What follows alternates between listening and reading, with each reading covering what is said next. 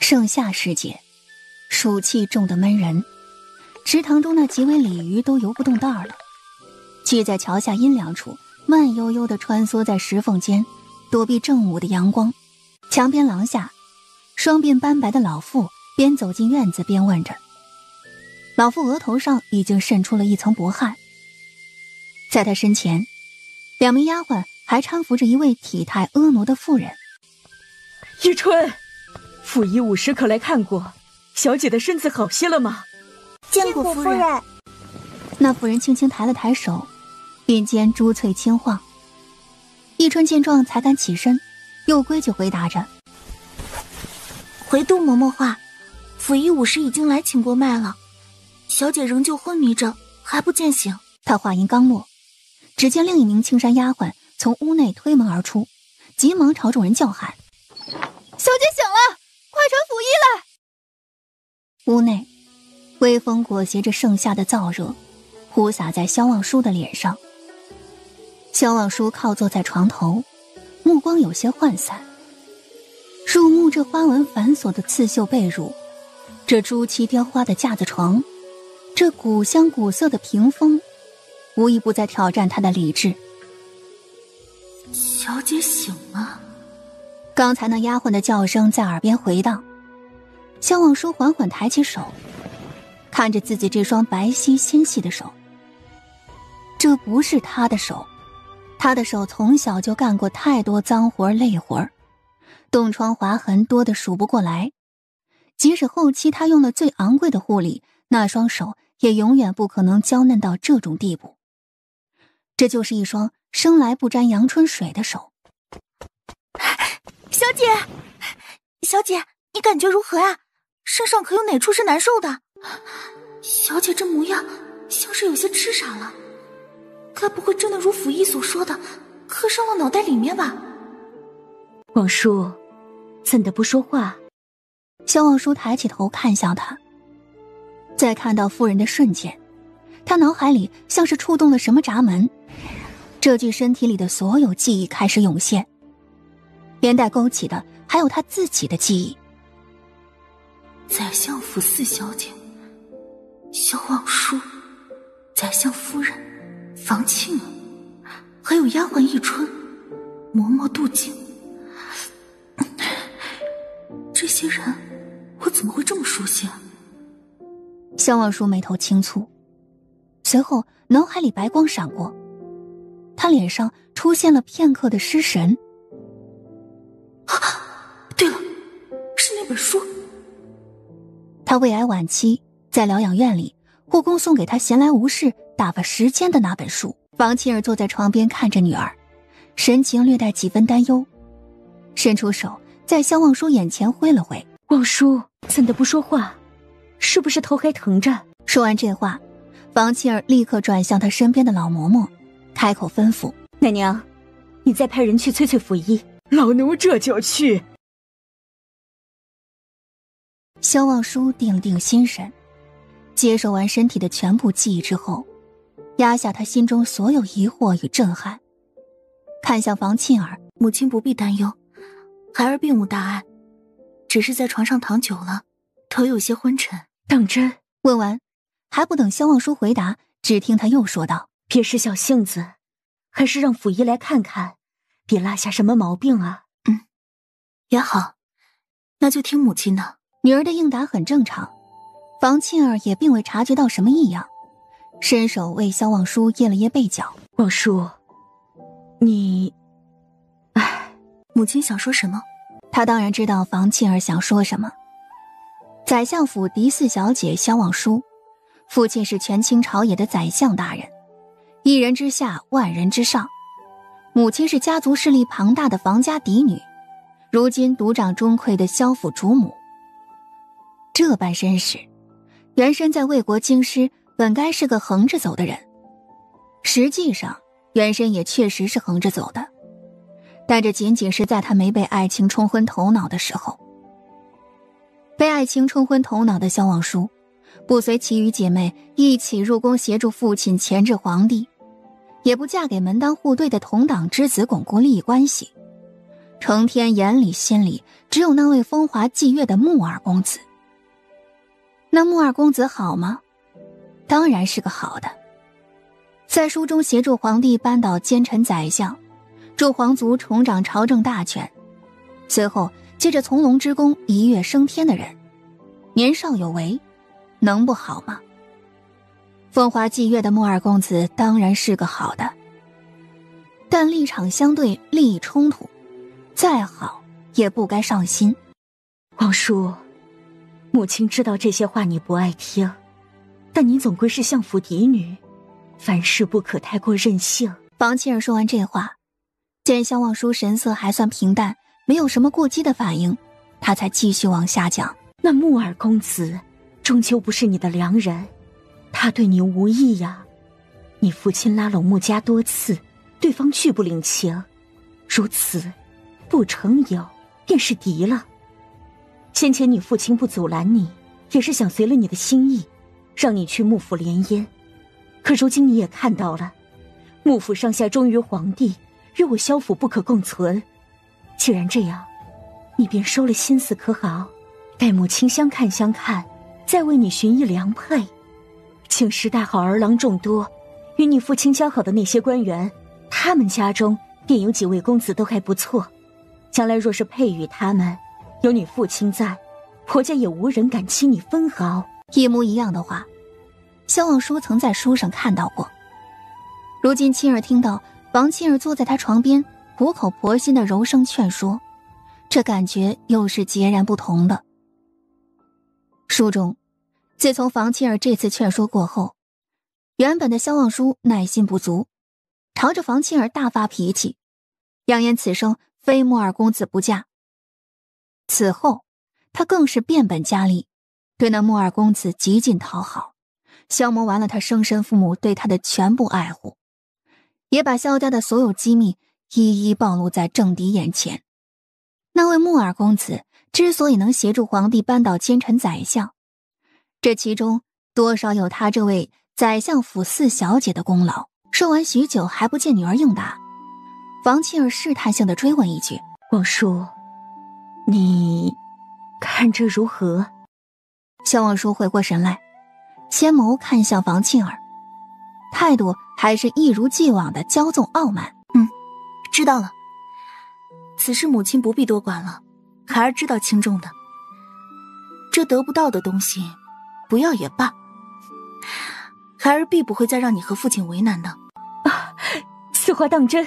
房契儿面上一喜，他这女儿虽说被娇惯坏了，嚣张跋扈了些，但却是个说到做到的性子。既然说了不要，那应该是死心了吧？萧望舒姿态随意，开口应着：自然是当真的。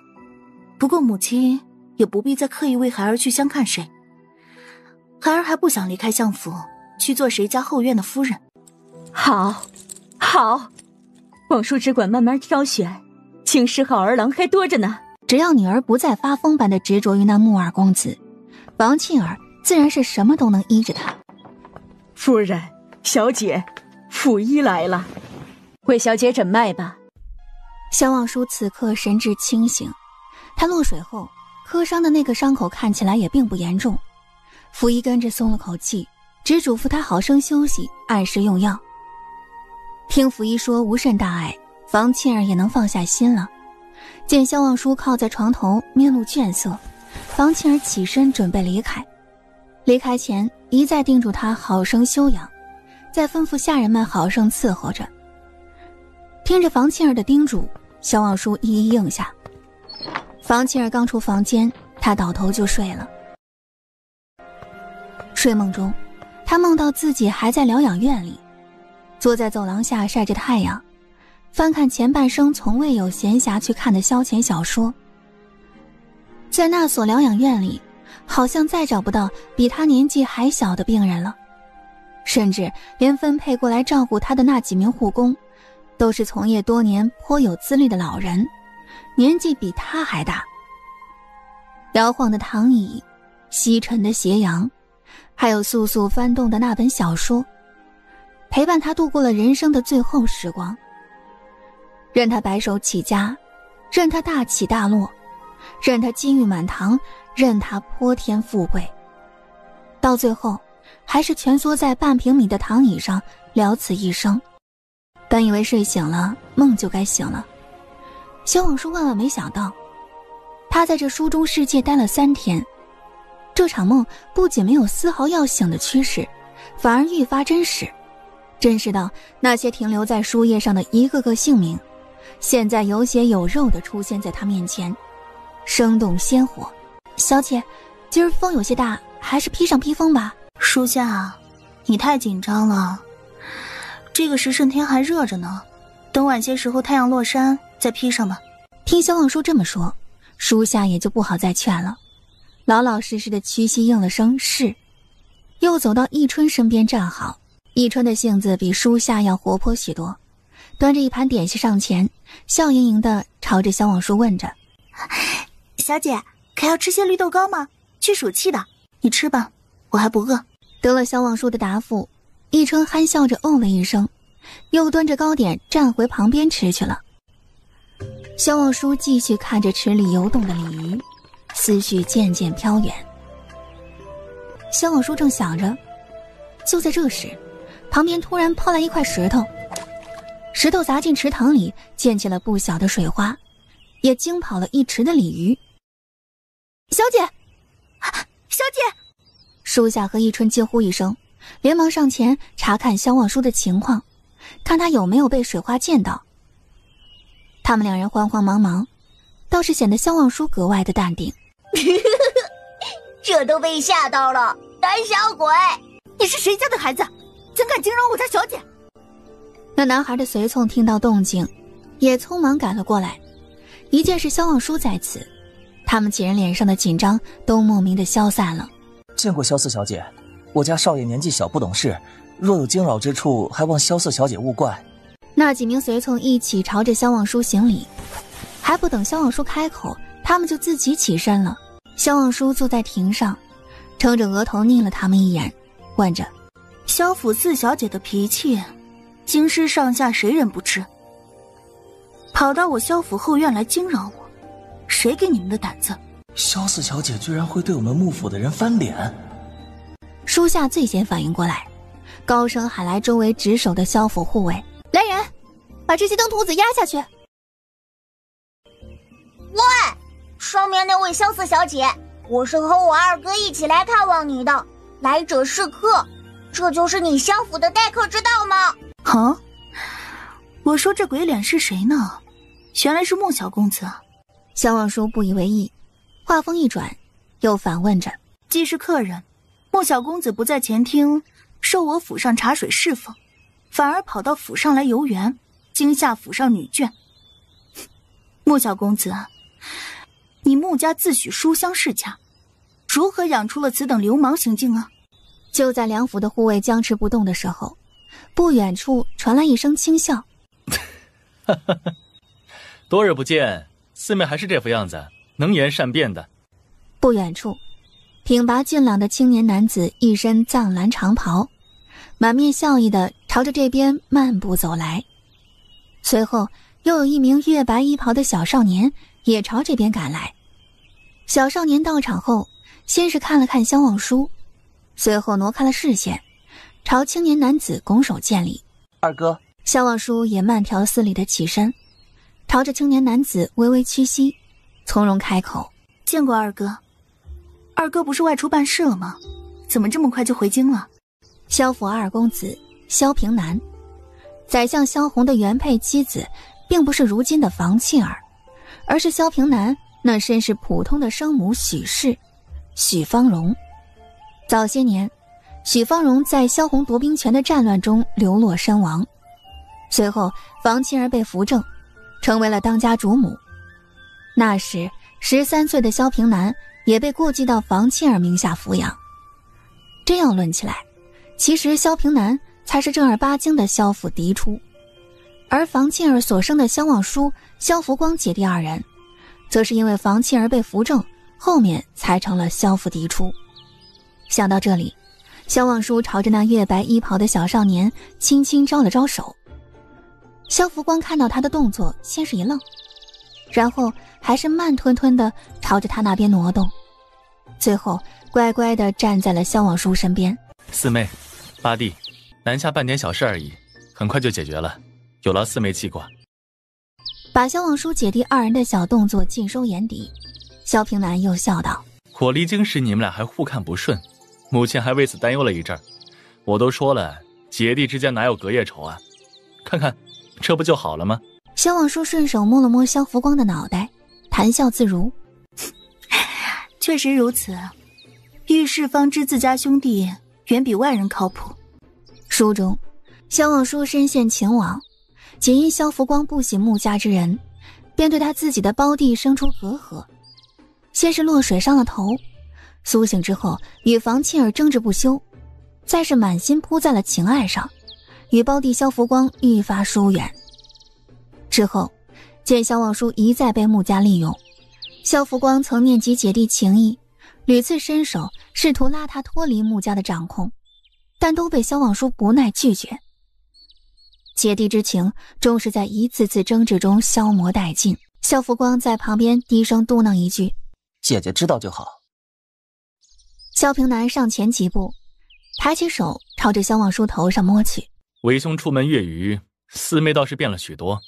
听父亲母亲说你落水受了惊吓，想起来确实是去了幕府赴宴时受了不小的委屈。萧望舒站在原地不躲不闪，眼看着萧平南的手掌落在萧望舒头顶，别说一旁的萧福光有些诧异，就连萧平南本人都有些惊讶。刚才萧望舒的那些话，他只当是他爱而不得说的些气话。依照萧望舒的傲慢脾性，他以前从不承认有他这个过继来的出身低微的兄长。他以为这一下萧望舒必然是要躲开的。先前确实是猪油蒙了心，糊涂了一段时间，让二哥和阿弟干扰了。萧望舒字字句句都透着一股大彻大悟的气息，倒是让萧平南一时间找不出什么别的再来试探他了。此刻在外人看来，兄长安抚前几天落水受惊的妹妹，这就是一幅兄妹友爱的美好画卷。而只有画卷中的两人才知道，第一场切磋结束了。此时萧福光的视线也转向了一旁，看向那名正欲趁人不备逃离现场的小男孩。牧师公子，你来我萧府做客，不好生跟在你兄长身边，来后园做什么？这个穆成阳就是个被穆家骄纵惯了的劣种，小小年纪就敢在各家后院里嬉戏，挑逗各家的小姐侍女，丝毫不顾及男女之防。从小便如此，长大还得了？刚才就是因为见穆成阳不在前厅，他才急忙赶来了后园，果真在他姐姐这里。被逮个正着的穆成阳像是被踩了尾巴的猫，顿时恼怒道：前厅没有什么好玩的，我随便逛逛就到了这里，不成吗？我与二哥是来送礼慰问的，又不是来受人管束的。这些萧家人真是太猖狂了，我们是客，又不是刑部大牢里面的囚犯。萧福光扫了眼周围的护卫，继续追问：穆家二位今日登门，既然是为了送礼慰问我姐姐，怎的穆氏公子又在这儿与我姐姐起了争执？穆成阳的嘴唇蠕动了半晌，愣是没憋出半个字来。四妹，八弟，方才我来时见穆二公子在找弟弟，想必是在找穆小公子，不如先将人送去前厅吧，省得穆府的人着急，在府上四处乱找。也罢，我也不好与个半大的孩子计较，二哥将他带去吧，顺道也和穆府的人说一声，若是穆府看望伤者的礼仪就是砸对方一身水花，那以后就不必来看望了，我受不起。好，想必你今儿也累了，就回去歇。萧平南的话还未说完，只见一批甲卫朝着他们这边靠拢。为首的中年男人步伐沉稳，墨色长袖在空中摆动，绣在袖口的金线祥云浮现出熠熠华光。在男人身后还跟着一名将领和一名白衣公子。那将领身高9尺，身着盔甲，笔挺如风，五官似刀削般硬朗，浑身上下透着冷肃杀意，走来时都像携着扑面而来的漠北风沙。而那白衣公子则是截然不同，斯文儒雅，嘴角噙着一抹温和笑意，每走一步都仿佛携江南春风而来。父亲，父亲，见过父亲。怎么都挤在这里，还把幕府的客人围起来了？那边的穆成阳正要抢着开口诉苦，萧望舒先他一步，从容不迫地开口答着：回父亲的话，穆小公子跑来游园池边惊吓女眷，还扮着鬼脸，口出轻狂之言。孩儿一时没有认出人来，误以为是什么宵小之辈闯入府中，便命人扣押了下来。若有怠慢宾客之处，还请幕府多多担待。萧望舒说完，萧红身后那白衣公子眼角微挑，似乎有些诧异，反问着：竟有此事？二哥，我就是想四处走走玩玩而已。该死的，他以后别想再进我们幕府的门。看到穆成阳这副显然心虚的模样，也就不需要别人再多说些什么了。白衣公子眸色一沉，脸上浮现出薄怒之色，肃声道：胡闹，真是母亲太惯着你了，纵使你年幼，也不该如此不知分寸，惊扰女眷，快向萧四小姐道歉。不愧是书中的顶配角色，穆二公子穆云泽，说话就是好听。听听，年幼，那惊扰女眷还有什么关系呢？年幼的孩子又算不得什么登徒浪子。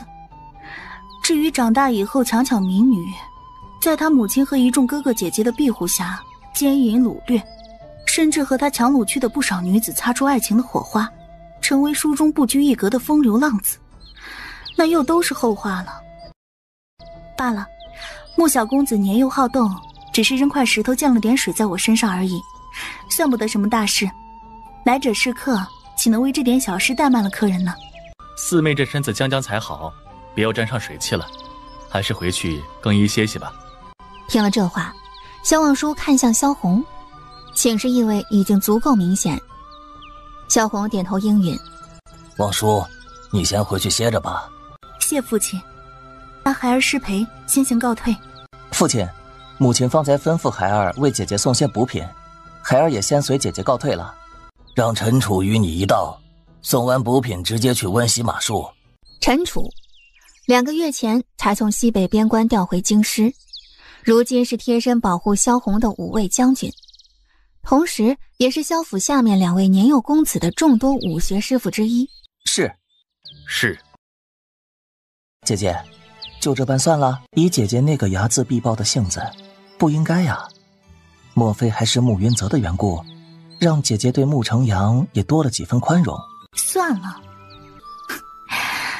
到底是有些日子没有和阿弟谈心了，阿弟与姐姐都没有什么默契了。书中萧望舒、萧福光这对姐弟，那可是从小配合到大的反派角色呀。姐姐冲在前面嚣张跋扈，惹是生非，弟弟走在背后默默捅刀，摆平乱局。同胞姐弟之间有着独一份的默契。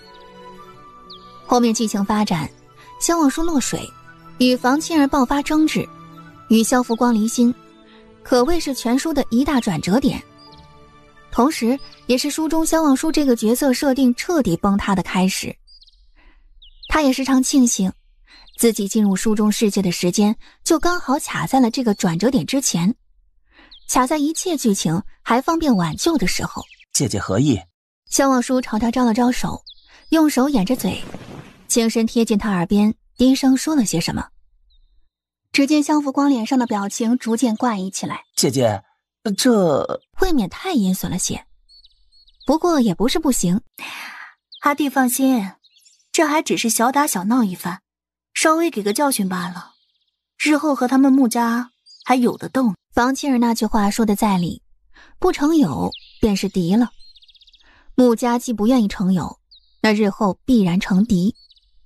先下手为强，后下手遭殃。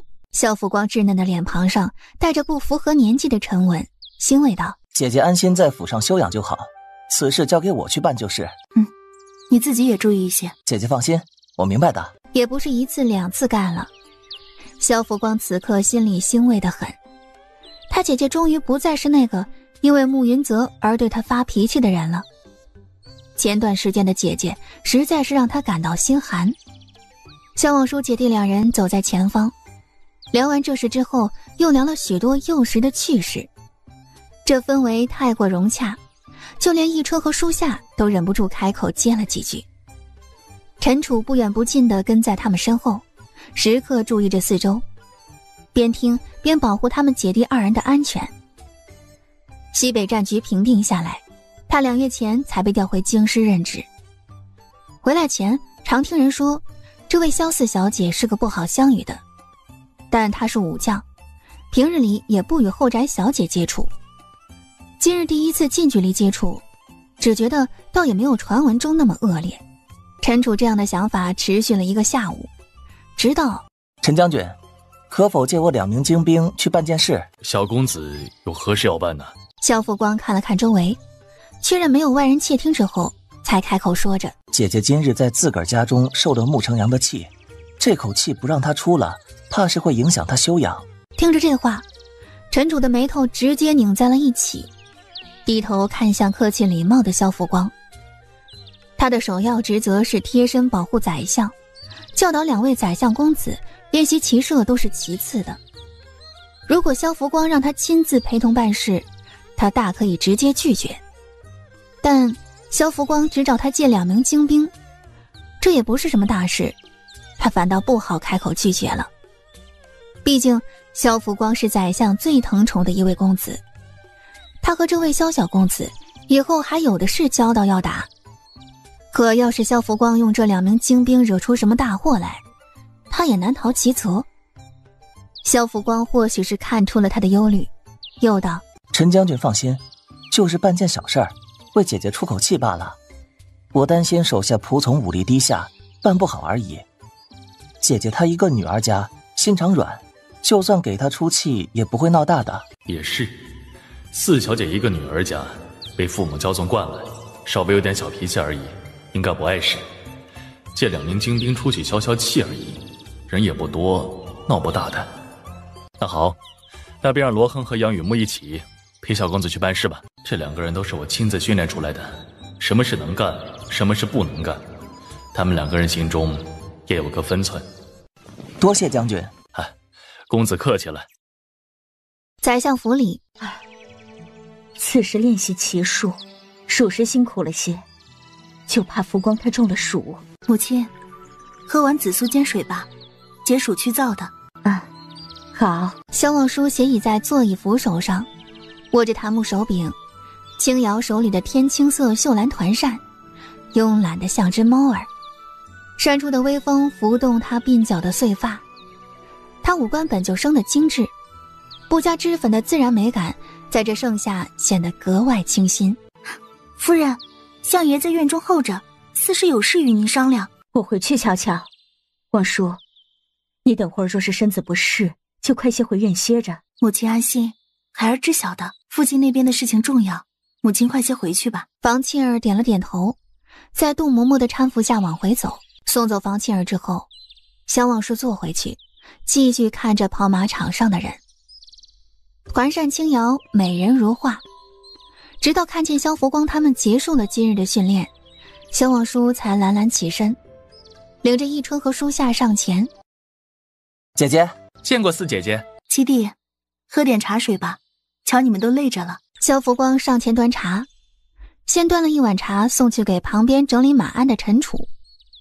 陈楚一愣，随即远远地朝着萧望舒抱拳行了个礼，然后端起萧福光手里的茶碗，仰头干完，放下碗就大步走远了。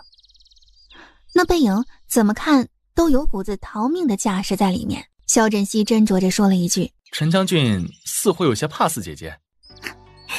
怎么会呢？我与陈将军并无交集，往日无怨近日无仇的，他怕我做甚啊？四姐姐说的也是，许是我多心了。四姐姐，我还有些课业没有完成，就先回去了。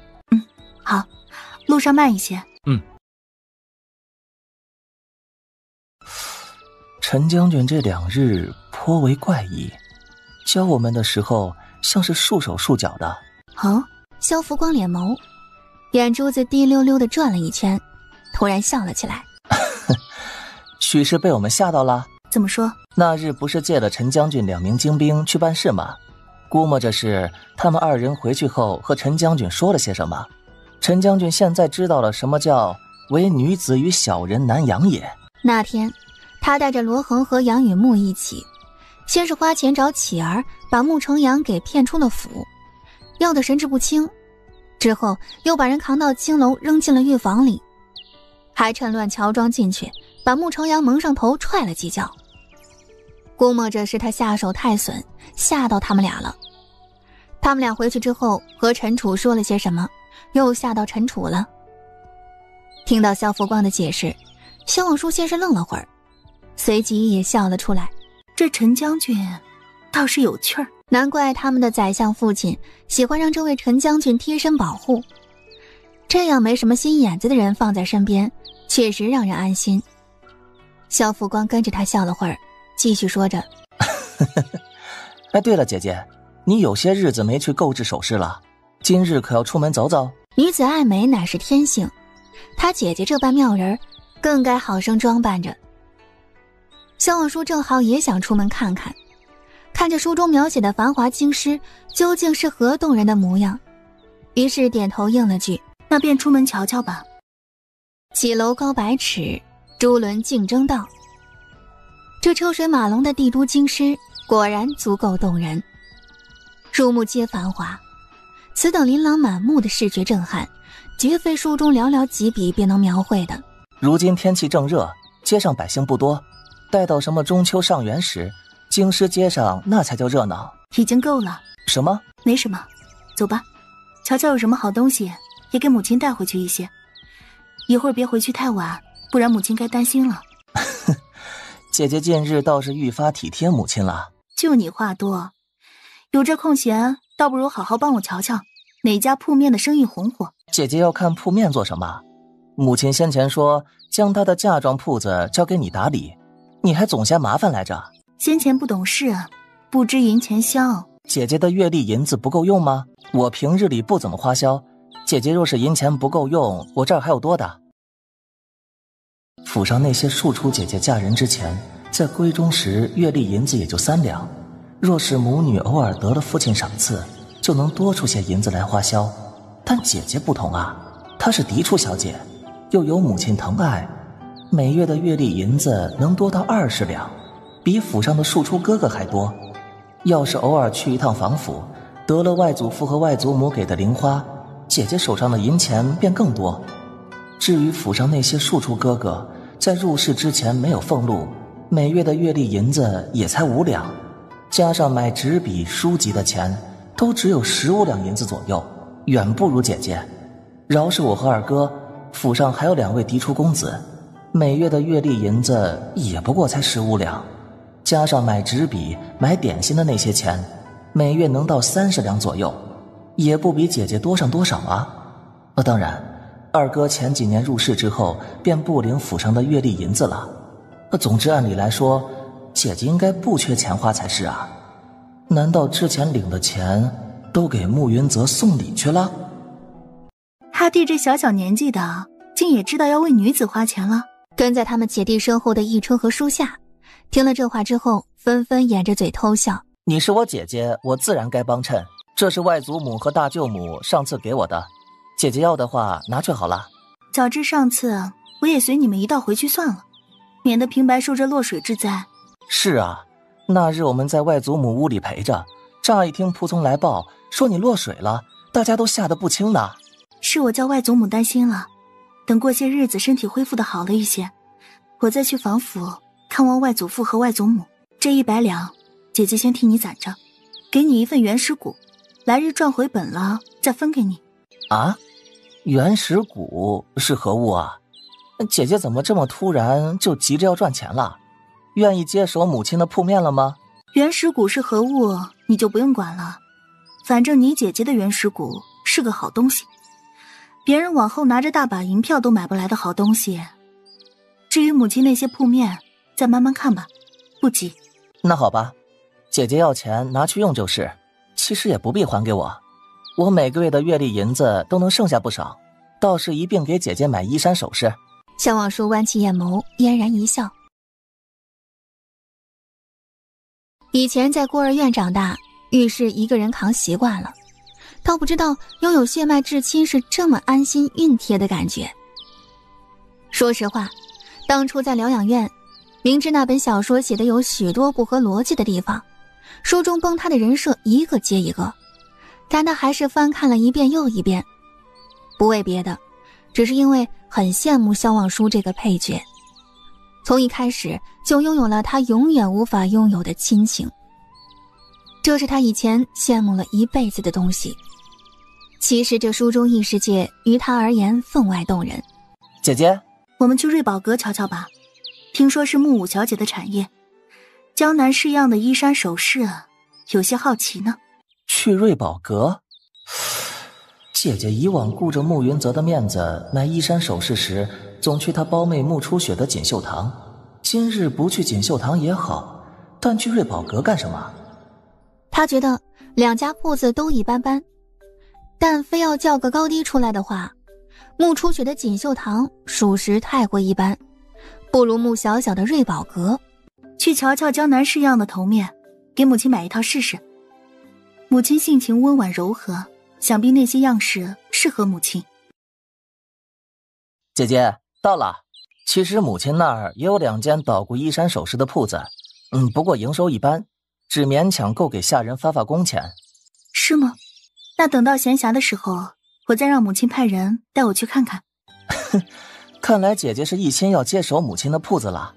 不过一心经营铺子也好，总比一心扑在外人身上要好得多，不然是盈是亏，家中也不缺那2间铺子的营收。这是萧家妹妹吗？果然没看错，还真是萧家妹妹。萧四妹妹，萧八弟弟，今儿怎么来我瑞宝阁了？真是稀客，进来歇歇脚吧。木武小姐，真巧啊！那日幕府一别，有些日子没有见到了。木武小姐，上莲宴那日，真不知萧四妹妹如何落水的。实属我幕府招待不周，今日萧四妹妹定要好好挑些首饰，千万别客气，全当我们聊表歉意。木武小姐客气了，其实我也不知自己怎么就落水了。平日里瞧我步子挺稳的，赴宴那日倒是掉进池里了。那萧四妹妹可还记得当时周围都有哪些人呢？等等，我想想啊，不如我们进去边看边想。好，也好，是我疏忽了。二位快请进。李掌柜，沏壶好茶招待贵客。这里都是一些江南民间的小配饰，比起相府里的珍奇珠宝，必然是差远了。萧四妹妹可有瞧得上的？木武小姐这的东西都格外的精致，我瞧着样样都挺好的。只要萧四妹妹不嫌弃，样样全包了带回去都成。木武小姐的心意我领了，全包倒也不必的。这些东西说到底都是些首饰玩意儿，也称不上多珍贵。要是她真的全包走了，占便宜的吃相未免太难看。以后京师的人怎么看待萧府小姐，又怎么看待萧府上下？那就看萧四妹妹瞧上了哪些，我们紧着好的挑。穆小小说着这话，朝铺子里那些小二招了招手。那些小二立马意会，上楼去把好的货品都端下来，摆在萧望舒面前供他挑选。萧望舒看了看托盘上那些东西，边挑拣边讲着：我记得赴宴那日天气太热，我带着2名婢女走到池边乘凉，中途打发他们去端些茶水糕点。之后呢？之后不知是谁在我背后推了一把，再醒来的时候我就已经躺在相府了。姐姐，这么重要的事儿，姐姐在府里怎么没说过？怎么会？穆小小抬起手捂住嘴，圆圆的杏眸里泄出震惊和惊恐。缓了会儿之后，她才放下手，声音颤抖，问着：当真？自然当真，这种事情骗你做什么？萧望舒敛下眸子，似乎是回想了一会儿，才缓缓开口：落水之后依稀看到那人穿了一件青白相间的衣裳，身量纤细，应该是女子。他推我时的手劲不算大，是我站得太靠池边才跌了下去。青白相间的女子衣裳。穆小小抬头看了看铺子里，顿时更加惊慌无措。夏季时兴青白颜色，别的不说，我这铺子里多的都是青白衣裳，那日宴上穿着颜色的小姐和丫鬟也都不少。这意思也就是，仅凭萧望舒记得的这点零碎特征，怕是难以把人找出来了。萧望舒点了点头，然后也抬起头看了看四周。看着看着，他突然伸手一指：“那件吧。”“什么？”“我说那件衣裳就挺像那人穿的。”萧望舒解释着。穆小小顺着他指的方向看过去，顿时更加惊慌，看了看那人衣裳，又看了看萧望舒，一副想说什么又不敢说的样子。穆小姐可是想起些什么了？前些日子工部侍郎家的三小姐潘静倒是在我铺子里买过一件类似式样的衣裳。潘静，如果我没有记错的话，她那天赴宴也穿的是一件青白衣裳，是吗？穆小小面上有些挣扎，但想了会儿，最后还是点了下头。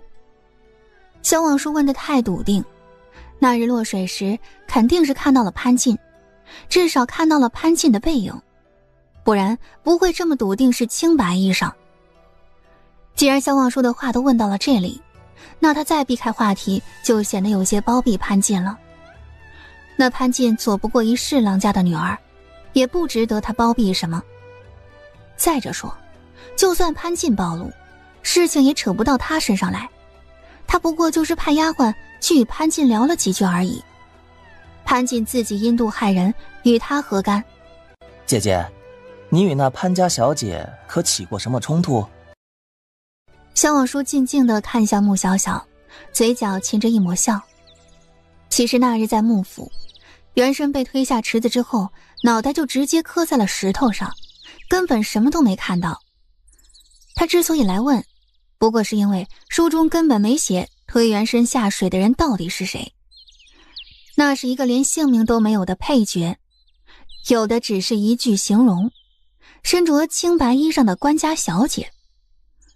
这官家小姐的人设，就是一个默默爱着慕云泽，对慕云泽爱而不得，却又嫉妒萧望舒可以光明正大纠缠慕云泽的女人。全文从开始到完结，这个角色只出现过这一次，甚至可以说是连个配角都称不上的龙套。他干的唯一一件推动剧情发展的事情，就是把萧望舒推下了水。紧接着，萧望舒苏醒后为爱癫狂，帮着外人整垮了自己的家族。而这样一个无名无姓的龙套，之所以能够把全书的恶毒女配萧望舒推下水，还要归功于幕府某位小姐的丫鬟在不经意间为他指路护航。根据书中描写的对话去看，那位身着青白衣裳的官家小姐与那丫鬟伺候的小姐之间还存在着某些衣衫首饰的交易。书中寥寥几句对话，那丫鬟曾夸过那官家小姐，说这衣裳穿在她身上真耐看。而那官家小姐当时回复的是：你家小姐铺子里的好货当然耐看。想来想去，幕府满足这个条件的小姐不过就是名下经营着铺子的穆初雪和穆小小。而穆初雪如今人在宫中当着贵妃，显然不可能时时把控宫外幕府宴会上发生的事。思来想去，好像也只剩下这位人畜无害的穆五小姐。至于那件铺子里的好货，他进来一瞧，铺子里高挂起来的衣裳就这么几件而已，且样式都差不多，随便指一件青白色的，这不就问出来了吗？萧望舒嘴角笑意不减。此刻穆小小还完全不知道萧望舒心里在想些什么，只见他咬着唇仔细思索半晌，嗫嚅着答道：潘家小姐素来对我们二哥有意，许是瞧见萧四妹妹也倾心二哥，她心生妒意，若此事正是潘家小姐所为，也与我们二哥哥脱不开干系。我先替她向萧思妹妹道个歉。罢了，与你无关的事情不必太放在心上。幕府嫡出二公子惹来的烂桃花，害他落了水，他要追责也是往嫡出身上追，与这位幕府庶出的五小姐又有什么关系呢？恰在此时，掌柜也沏好茶端了过来。穆小小眼里饱含愧疚，开始热情招待萧望舒和萧福光喝茶。接下来的时间里，三人很默契的都没再提有关潘进和萧望舒落水的事情。在瑞宝阁里挑了2只簪子之后，见时辰不早，萧望舒姐弟2人就打道回府了。姐姐，你被人暗害，为何一直不说啊？你若说了，父亲母亲必定能为你详查到底的。我的傻阿弟，你真以为仅凭潘进一个人，有本事在幕府避开所有下人，将我推下水吗？姐姐的意思是，幕府还有人在帮他，那就更该让父亲母亲追查下去了，让我萧府不安宁，他们幕府也别想安宁。萧望舒睨了他一眼，轻轻叹了口气。首先，潘进那人妒性虽重，但是人也懦弱，从来不敢与我正面起冲突。我以往压根就没有记住他这号人。此事若真是他所为，他要么有人相助，要么被人怂恿蛊惑，否则他哪来的胆子在毫无准备的情况下暗害我呢？再者，民心于言不可逆。父亲虽然大权在握，但面对皇帝与重臣的时候，该做的表面功夫仍旧要做，怎可为了我一个人去大肆搜查其余官员的府邸呢？此事并未找到确凿的证据，又发生在政敌的府上，太容易被人倒打一耙，别到时候事情未查清，反而落个强权压人的帽子扣在父亲的头上，实在不值得。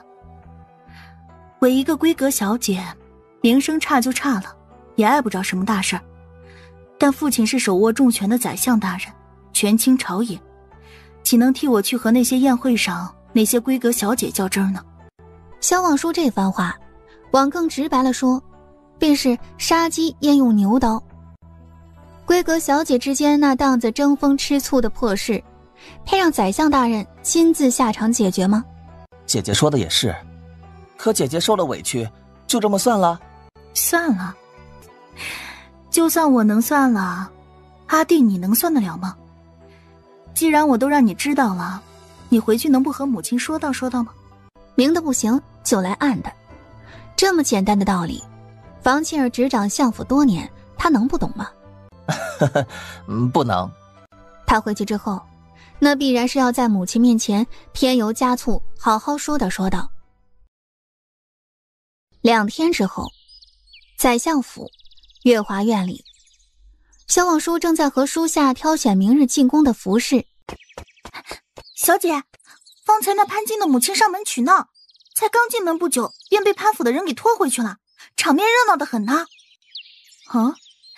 说说看，刚才那场面啊，潘家夫人找上门来，夫人去前厅依礼招待，结果潘家夫人开口便质问夫人，是不是你们萧府纵女行凶，将我儿淹入池中？咱们夫人呢，施施然地往那一坐，那叫一个大气端庄，不慌不忙地反问一句，往日无怨近日无仇的，你潘家孩子落水了不找大夫，找我相府做甚？再然后还不等潘家夫人憋出话来，咱们夫人又问，我家望舒与潘家哪位有仇吗？潘夫人且说来听听，有些什么仇怨？那潘家夫人她敢说吗？肯定不敢啦。话说到这里，那潘家夫人愣是半天都憋不出一句话来。紧接着咱们夫人又问了，潘夫人这无缘无故的上门，我敬你是客，礼让你3分，你倒好，上门一通乱发淫威，这是欺我相府无人吗？小公子当时就在旁边，夫人这话一说完，小公子立马就准备派甲卫送客了。就在这个时候，潘家的人着急忙慌的赶了过来，那潘公子连朝着咱们夫人道歉，说是他妹妹落水，他母亲担忧过度，失了神智才冲到相府胡闹，还请咱们夫人见谅呢。然后那潘夫人呢，就被潘公子给带走了，夫人就让奴婢回来好生伺候小姐。潘家小姐怎么样了？听潘公子那话，应该是还昏迷着吧？毕竟夜间落水也不好救，谁知道他在水里泡了多久呢？萧望舒点了点头，没有再多管。潘进的教训已经给了，至于剩下的，那就是潘进背后藏着的那只黑手了。这人不好处理，还是他来吧，就别说出来，让房庆儿烦忧了。姐姐，父亲召你去书房一趟。萧福光进屋后继续说着，我陪姐姐一道去吧。萧望舒抬起头看向他，斟酌了会儿，走吧。书房里，萧红正在批改奏折，那一摞摞叠放整齐的奏折匣子，一封封明黄奏折，本该是摆在皇帝御案上的东西，现在却摆在了宰相面前。皇帝形同虚设，宰相独掌朝纲，也难怪世人皆说萧家满门奸佞之臣，狼子野心昭然若揭。孩儿见过父亲。坐吧。谢父亲。陈楚抬起头看了他一眼，然后继续低头磨墨。萧红写完一列字之后，才又抬起头，拿着笔看向萧望舒，打量他半晌，开口问着：潘家女儿落水一事，与你可有干系？有，孩儿落水一事与潘家小姐也有干系。萧红听完没说什么，只点了点头，继续低头写字。明日你母亲携你进宫看望你两位姐妹，在宫里什么能做，什么不能做，心中可有分寸？萧望舒安静地端着茶杯，用杯盖轻轻刮了刮杯沿。萧家原本有4女，除去早夭的6小姐，还剩下3女，且皆已经及笄成人。长女萧彩仪，如今的镇宫皇后；4女萧望舒，仍待嫁闺中；5女萧盼安，如今的宫中贵妃。显然，萧彩仪和萧盼安都是萧红安排进宫钳制皇帝的。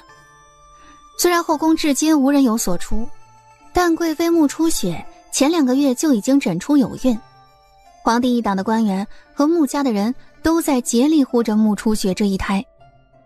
不出意外，这将是皇帝的第1位皇嗣。如果这一胎是个皇子，那就是大魏的长皇子。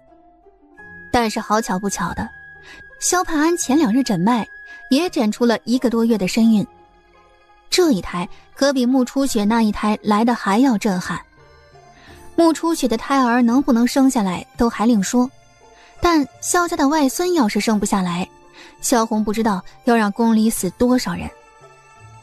幼帝那可比现在已经长大成人的皇帝要好掌控得多。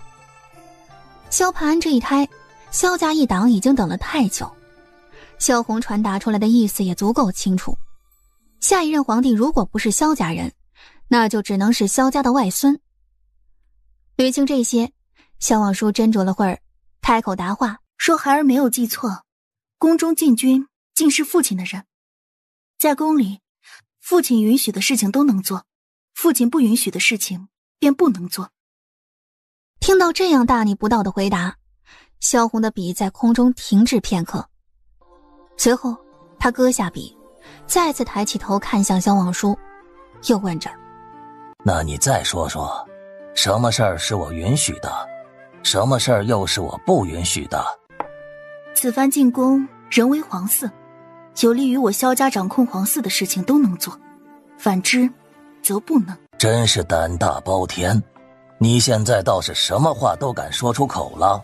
父亲的书房自然是安全的，此话出孩儿之口，入父亲之耳，世上再无第4人知晓。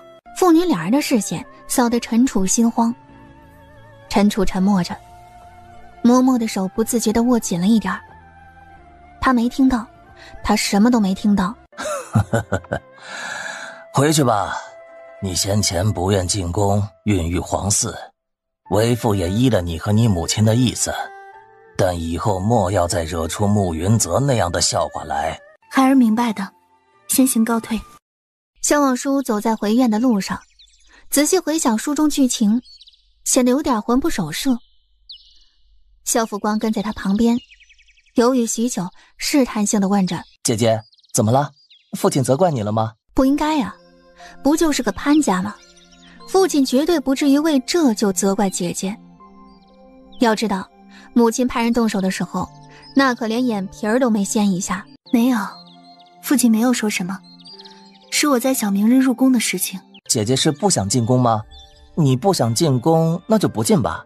母亲以往也是一个人进宫看望大姐和五姐的，你不想去也没什么关系。这次只是母亲见姐姐在府上有些无聊，再加上姐姐也早到了年纪，有些场面可以学着去周旋了，所以母亲才想带着姐姐入宫看看。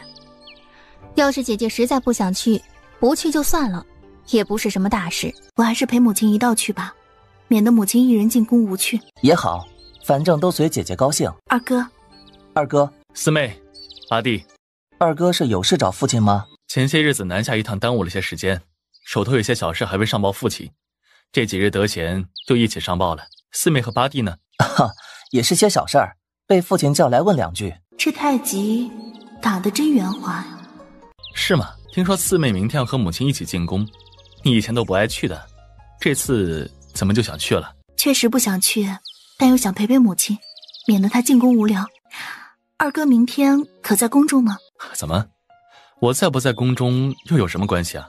我们萧四小姐难道进宫之后还怕被人欺负了不成啊？她是禁卫军统领，统管宫内禁军，平常确实应该在宫中值守，只是因为她才刚办完事回京，身子疲惫，父亲给了她几天时间在府上休养，所以她这几天没有进宫而已。还是二哥了解我，妹妹确实有些害怕，不知二哥明天可愿陪我和母亲一起进宫啊？她姐姐是懂得顺杆爬的。顺着杆子爬的是真麻利啊，不知道姐姐非要二哥进宫干什么？哪怕二哥不在宫里，平常宫里应该也没有人敢冲撞萧府夫人和小姐，那就更别说欺负了。萧平南此刻也被萧望舒这番话给问住了，他这位四妹今天还真是不客气，不过他难得朝他开口一次，而且刚才那话也是他先放出去的，此刻不答应像是都不行了。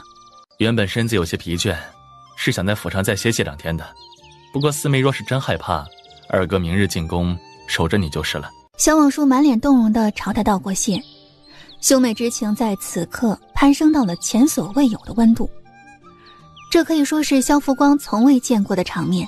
姐姐和二哥的关系怎么突然就活络起来了呢？简直不可思议啊！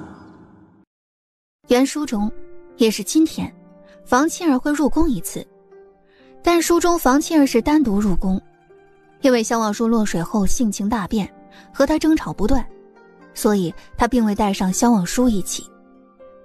总之，这一趟入宫的结果就是房庆儿遭人构陷，背下了残害皇嗣的罪名。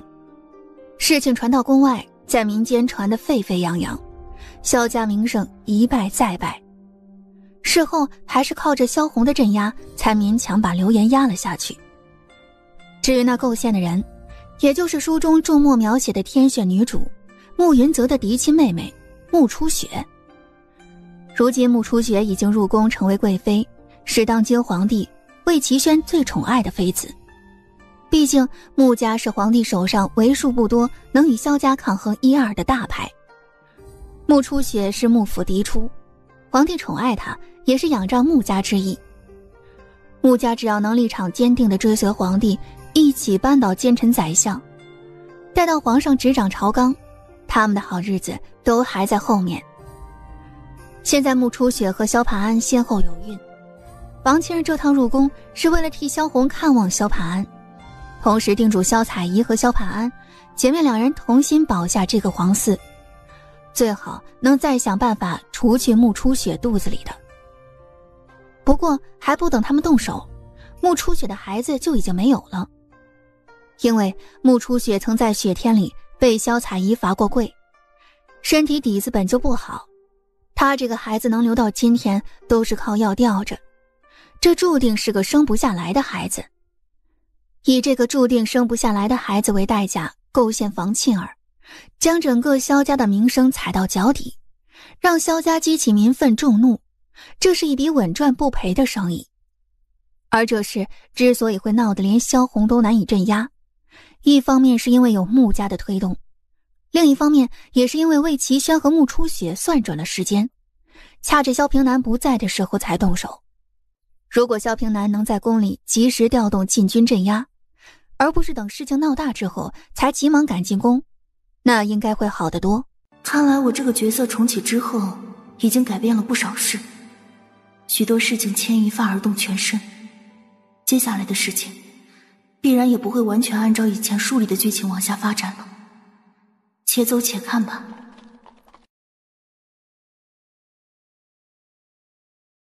稍后我去和皇后还有萧贵妃说些话，你想听就听，觉得无趣也可以在皇后宫中走走。一眨眼，望叔也长大了。昨儿夜里你父亲还和我说起，说我们望叔也能担事了。孩儿都及笄许久，也该能担些事，为父亲母亲分些忧了。母亲稍后只管去忙，到了长姐的宫殿里面，孩儿不会惹事的。听到萧望舒的话，房庆儿暂时也没什么好叮嘱他的了，转而和他聊了些他幼时的事。萧望舒也跟着回忆，有说有笑的接着房庆儿的话。偶尔房庆儿聊到他太小时候的事，他便憨笑着在一旁听，即便对那段剧情倒背如流，也不再接话。不该接的话接了反而突兀，正常人不会记得自己太小时候发生的事。瞧你也不记得了，你那时候就这么大点儿。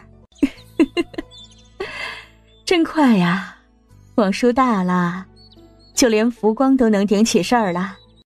他们这些在高门后宅里做母亲的，沾了满手血腥，就只是为了母族的颜面，为了子女的前程，终于是快要盼到了。母亲，他是孤儿，从未做过这样的动作，现在试一下，发现母亲的肩膀真是出奇的温暖，柔弱纤细，却有为子女撑起一片天的坚韧。你父亲昨儿才夸过你，今儿怎么又跟小孩子似的啦？老奴瞧呀，小姐还是要贴心些的。公子再怎么体贴夫人，也不能似小姐这般围在夫人身边儿。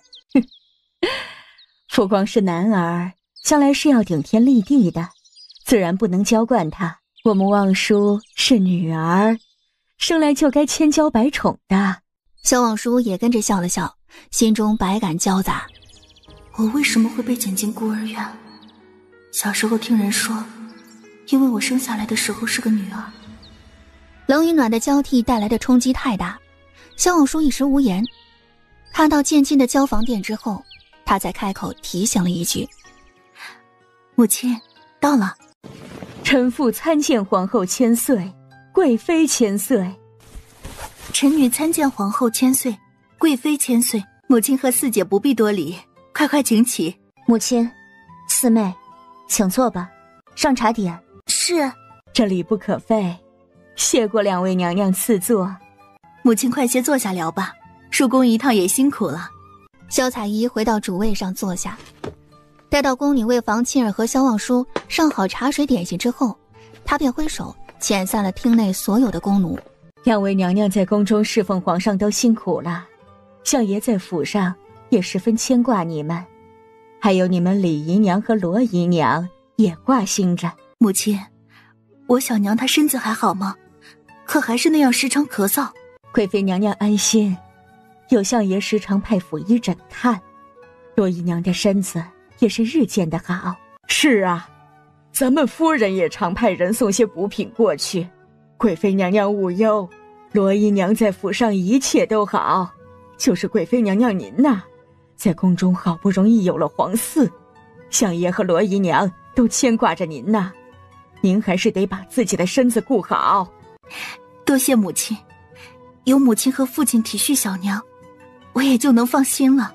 快别哭了，擦擦泪，怀了皇嗣可是大喜事儿，罗姨娘还等着你诞下皇嗣后，那日得了皇上恩赐，出宫回府，带着小皇子与他见上一面呢。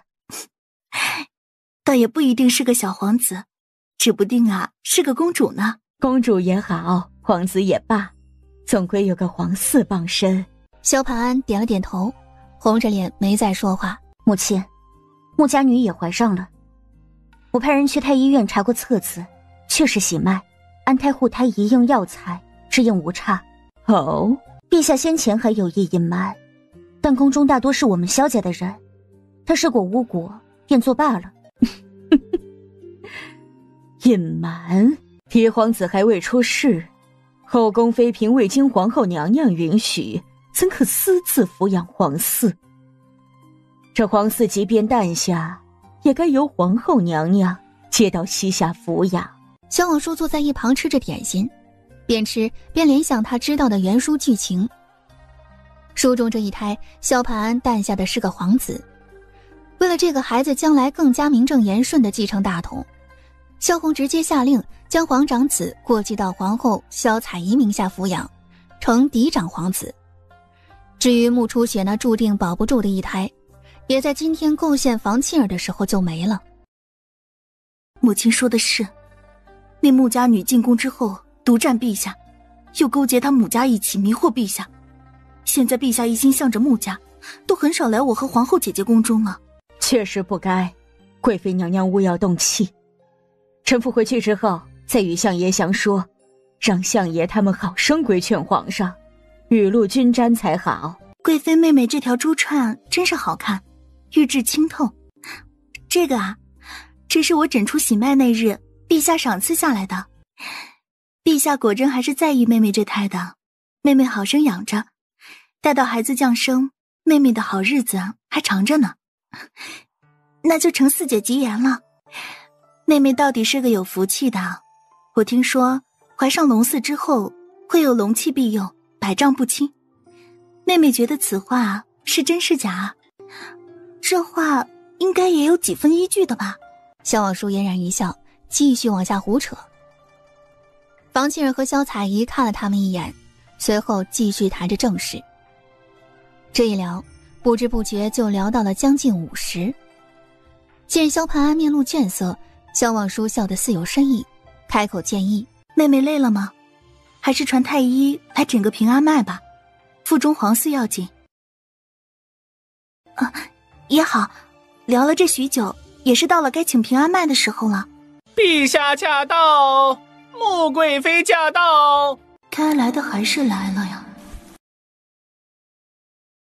臣妾参见陛下。臣妾参见陛下。臣妇参见陛下万岁，贵妃千岁。臣女参见陛下万岁，贵妃千岁。平身吧。谢陛下。臣妾见过皇后娘娘。且吧，你有孕在身，不必行这些虚礼。多谢娘娘。萧夫人也算是朕的岳母，不必行此大礼。进殿坐吧。魏齐轩说着话，率先朝厅内主位走去。萧彩仪跟在他身后，萧盘安和穆初雪依次跟上。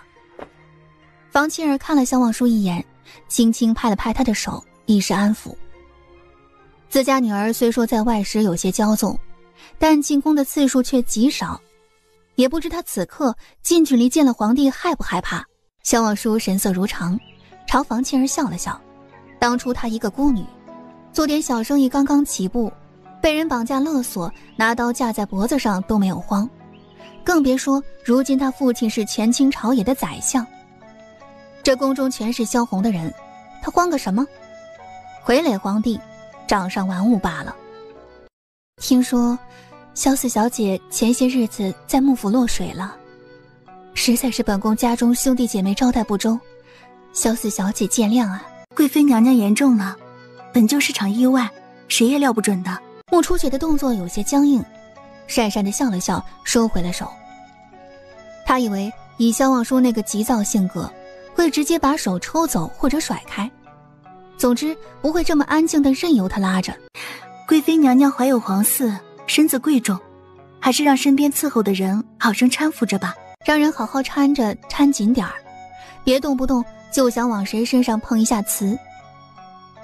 许是听出了萧望舒的弦外之音，穆初雪的脸色变了几分，脸上的笑容都开始显得有些僵硬。房庆儿把萧望舒往他身后拉了一把，斥道：这孩子明知自己毛手毛脚的，别近身冲撞了贵妃娘娘。他他们确实需要除去穆初雪肚子里的黄四，但绝不能让罪名沾到他们自己身上。萧望舒低眉敛眸，表现得出奇的温顺。孩儿知错。萧夫人言重了，萧四小姐向来是个性情中人，千万别拘着了。臣妇谢过娘娘体恤，只是望舒这孩子属实好动，不宜贴近娘娘。都坐吧。谢陛下。众人坐下后，厅内氛围出奇的凝滞，在座无一人开口说话，只有萧望舒倒茶吃糕的声音。现在已经到了午膳时间，他以前喂挨一次就够了，现在这副年轻的胃得好好养着。陛下，臣妾瞧着潘安妹妹孕后能有母亲进宫探望，自己也实在是思母心切。爱妃的意思是？宫规森严，臣妾母亲入不得宫，臣妾如今又怀有皇嗣，心神不宁，不知可否请萧夫人去臣妾的光云殿坐坐，以解臣妾思母之情。原来穆贵妃这么想当我萧家的女儿啊！原书剧情虽然已经产生了偏移，但穆初雪这借口倒是找得一模一样，半点变通都没有。什么宫规森严，不过是想说萧红管控的严，不让穆家人进后宫探望罢了。多委屈的穆贵妃啊，孕后见不到自家母亲，只能在别家的母亲身上找温暖。若是这别家母亲还心狠手辣的把她的孩子推没了，怕是天下人都要怒起攻之吧。这个萧望舒说话还真是越来越刁钻了。谁想当你们奸臣萧家的女儿？陛下，臣妾并非。萧四小姐此话何意？没什么意思啊，臣女只是觉得父亲母亲待府上女儿都是极好的，穆贵妃想当我萧家女儿也是可以理解的。正巧太医来了，穆贵妃方才不是说自己心神不宁吗？和五妹妹一起整个平安脉吧，免得陛下担忧。不出意外的话，穆初雪来之前喝下的那碗滑胎药也差不多要见效了。这个先天不足难以降生的胎儿，我倒要看看你还想往谁身上栽。不！穆初雪难得拔高了音量，典雅温婉的形象也如同镜中花水中月，直接破碎开。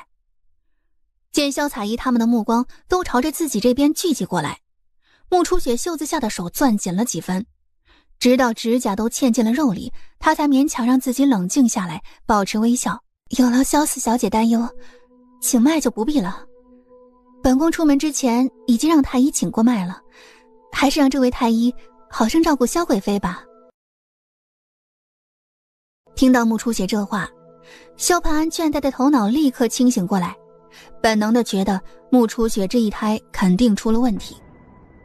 他们两人先后有孕，魏齐轩独宠穆初雪，这本就让萧盼安极为妒忌。要是穆初雪的孩子生下来，将来还可能和他的孩子抢地位。现在萧望舒把出手的机会摆在了他眼前，他当然要抓住。穆贵妃别耍小性子了，还是和本宫一道瞧瞧吧，所幸太医都已经请过来了。萧望舒展门一笑，继续吃着他手上的糕点。两位娘娘还是都请太医瞧瞧吧，自个儿的身子要紧。自打穆家女有孕后，皇帝和穆家就在倾力保她这胎，轻易连门都不让她出。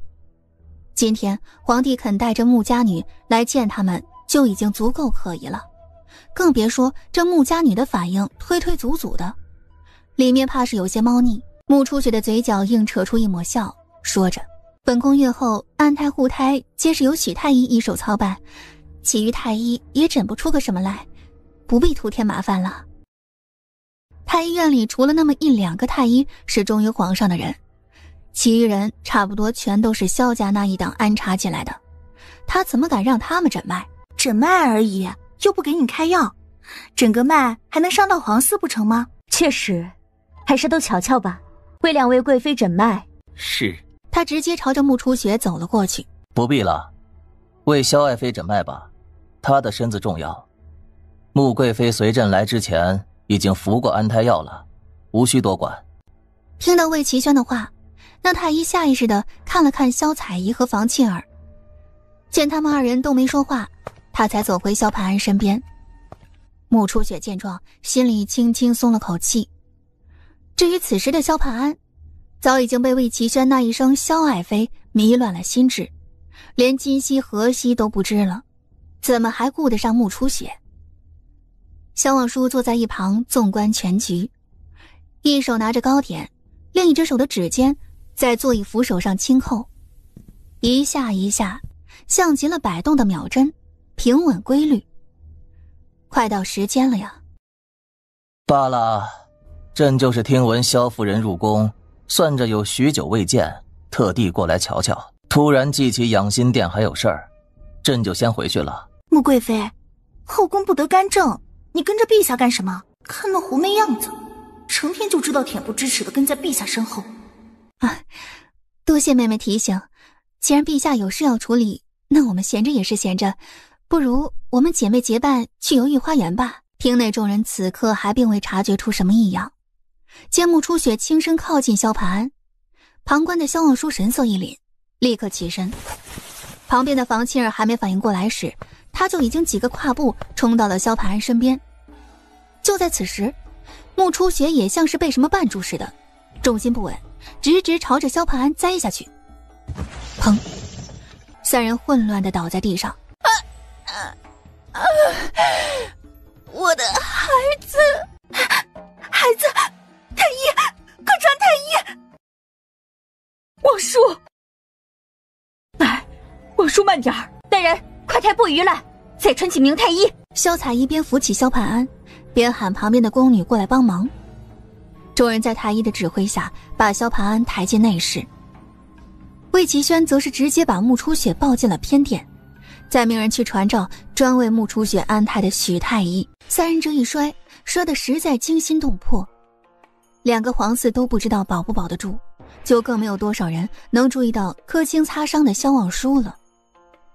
房沁儿即使想要照顾萧望舒也是有心无力，再加上萧望舒身上都是些皮外伤，并不严重，比不得皇嗣重要，他只好先看顾萧盘安那边。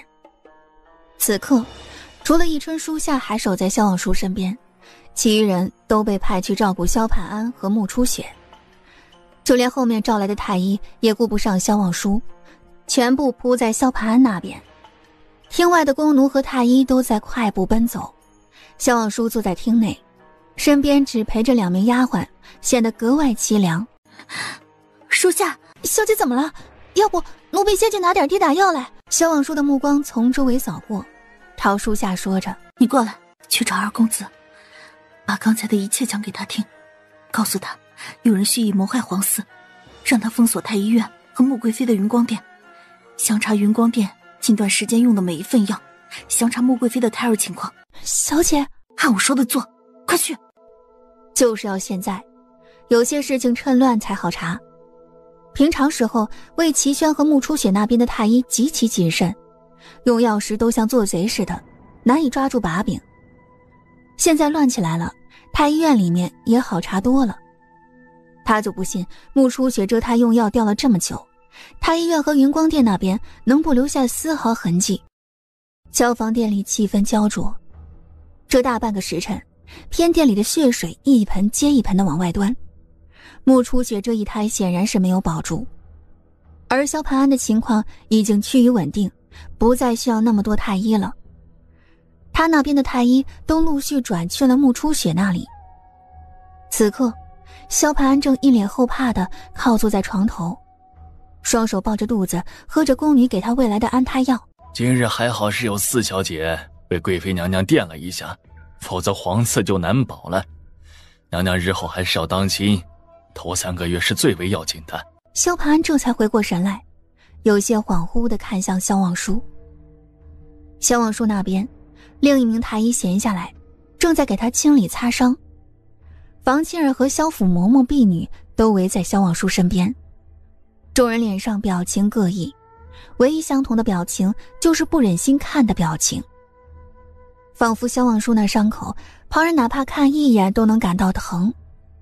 尤其是房沁儿，此刻闲下来，认真一看萧望舒身上摔成了什么样，他眼里的心疼都快化为了实质。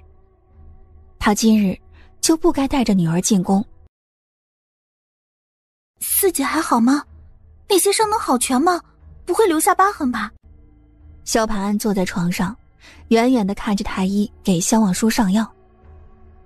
看到萧望舒身上那些青紫渗血的伤口，萧盘安一边想象着这些伤口出现在他身上会是什么样，一边震撼于萧望舒对他的保护。他从未想过萧望舒竟然会为了保护他做到这种地步。贵妃娘娘放心，四小姐这伤在皮肉上，没有伤筋动骨，只要四小姐按时换药，再佐以微臣独制的草蜜胶，定然能全好，不会留下疤痕的。那就好，那就好。方庆儿此刻听到萧盘安的声音，心中憋着一口气不能出，只能往回咽，朝那太医说着：烦请刘太医稍后制点药膏给我们带回府，望舒这伤就有劳您了。夫人客气，微臣这命都是相爷救下的，为小姐制点药膏，岂敢受这一声有劳啊？实在不敢呐。话都说到这里，房庆儿再客气也就是见外了，只好保持微笑，点了点头。母亲不用担心，疼过第一下，后面就不疼了。你少说些话，别扯动了伤口。萧望舒张了张嘴，正要再和房庆儿说些什么的时候，只听殿外传来一阵喧嚷。房庆儿皱起眉头，和萧彩衣对视一眼，随后萧彩衣往外看了看，起身道：好像是偏殿那边在吵。母亲，我出去瞧瞧。好，你去吧。皇后娘娘，穆贵妃醒来后得知自己孩子没了，正在偏殿大哭大闹，祸害有人办她，蓄意陷害皇嗣。这就是女主风范。胡闹！皇嗣事关重大，岂能由着他空口白牙栽赃？有人办他？谁办他？他是想说是我办的还是五妹妹办的？穆贵妃她没有指名道姓说是谁。是他在知道五妹妹的胎儿没有什么大碍之后，才开始发疯胡闹，又哭又喊的吧？是这样。刚才穆贵妃醒后，先问了萧贵妃娘娘的情况，然后才开始哭闹的。萧望舒嗤笑一声，嘲讽2个字都写在了脸上。屋里除了萧盘安还在茫然，其余个个都是人精。听到这话，他们哪里还能不知道穆初雪的意图？那一摔摆明了就是冲着萧盘安的肚子去的。真是厉害，连孩子都能舍掉，但还是不能让他这般发疯哭喊，否则2位妹妹怎么也说不清了。二公子今日是否在宫中？老奴记得二公子今日像是进宫了。夫人稍后，老奴带人去寻一寻。不必了，母亲，我已经派人去过了。什么？刚才场面乱，大家都忙着照看五妹妹，我觉得此事有些蹊跷，便先派丫鬟去寻了二哥。丫鬟回来报过一次，二哥正派人盯着宫里呢，这事暂时不会闹大的。那就好。萧统领，你带兵包围交房殿，意欲何为？陛下息怒，末将断然不敢包围皇后娘娘的交房殿。末将只是包围了太医院和穆贵妃的云光殿，找出了一些穆贵妃欺君瞒上的证据，便匆忙赶来禀报陛下而已。你放肆！你怎敢在宫中私自调动禁军？回禀陛下，末将只是担忧陛下受奸妃蒙蔽，这才先斩后奏，望陛下见谅。陛下宽仁明锐，必是能谅解末将一番苦心的。这高帽子戴得真顺。陛下，穆贵妃明知腹中皇嗣有患，仍旧瞒不上报，甚至以腹中死胎为饵，谋害其余后妃腹中康健的皇嗣，谋害不成还栽赃诬陷，此中罪状条条皆可问斩。末将斗胆，请陛下处置奸妃，还后宫以安宁。萧统领，你这是在逼朕做事吗？后宫之事与你何干？当然有关，陛下乃是一国之君，陛下的家事也堪称国事。末将相信，陛下只是受奸妃蒙蔽，穆贵妃所犯的这些事，这些针对萧贵妃腹中皇嗣的事，一定与陛下无关。监卫齐宣沉默不言，萧平南又道：既然陛下难以抉择，末将就不为难陛下了。此刻百官都在入宫的路上，如何处置奸妃？陛下可听百官建议。什么？萧平南，你私调禁军，还私召百官入宫，谁给你的权利？回禀陛下，末将所做的一切都是为了陛下的安全，如山铁证在此。此等欺君瞒上、谋害皇嗣的奸妃不可多留。既然陛下舍不得处置，那末将只能出此下策，让百官处置这个祸患。你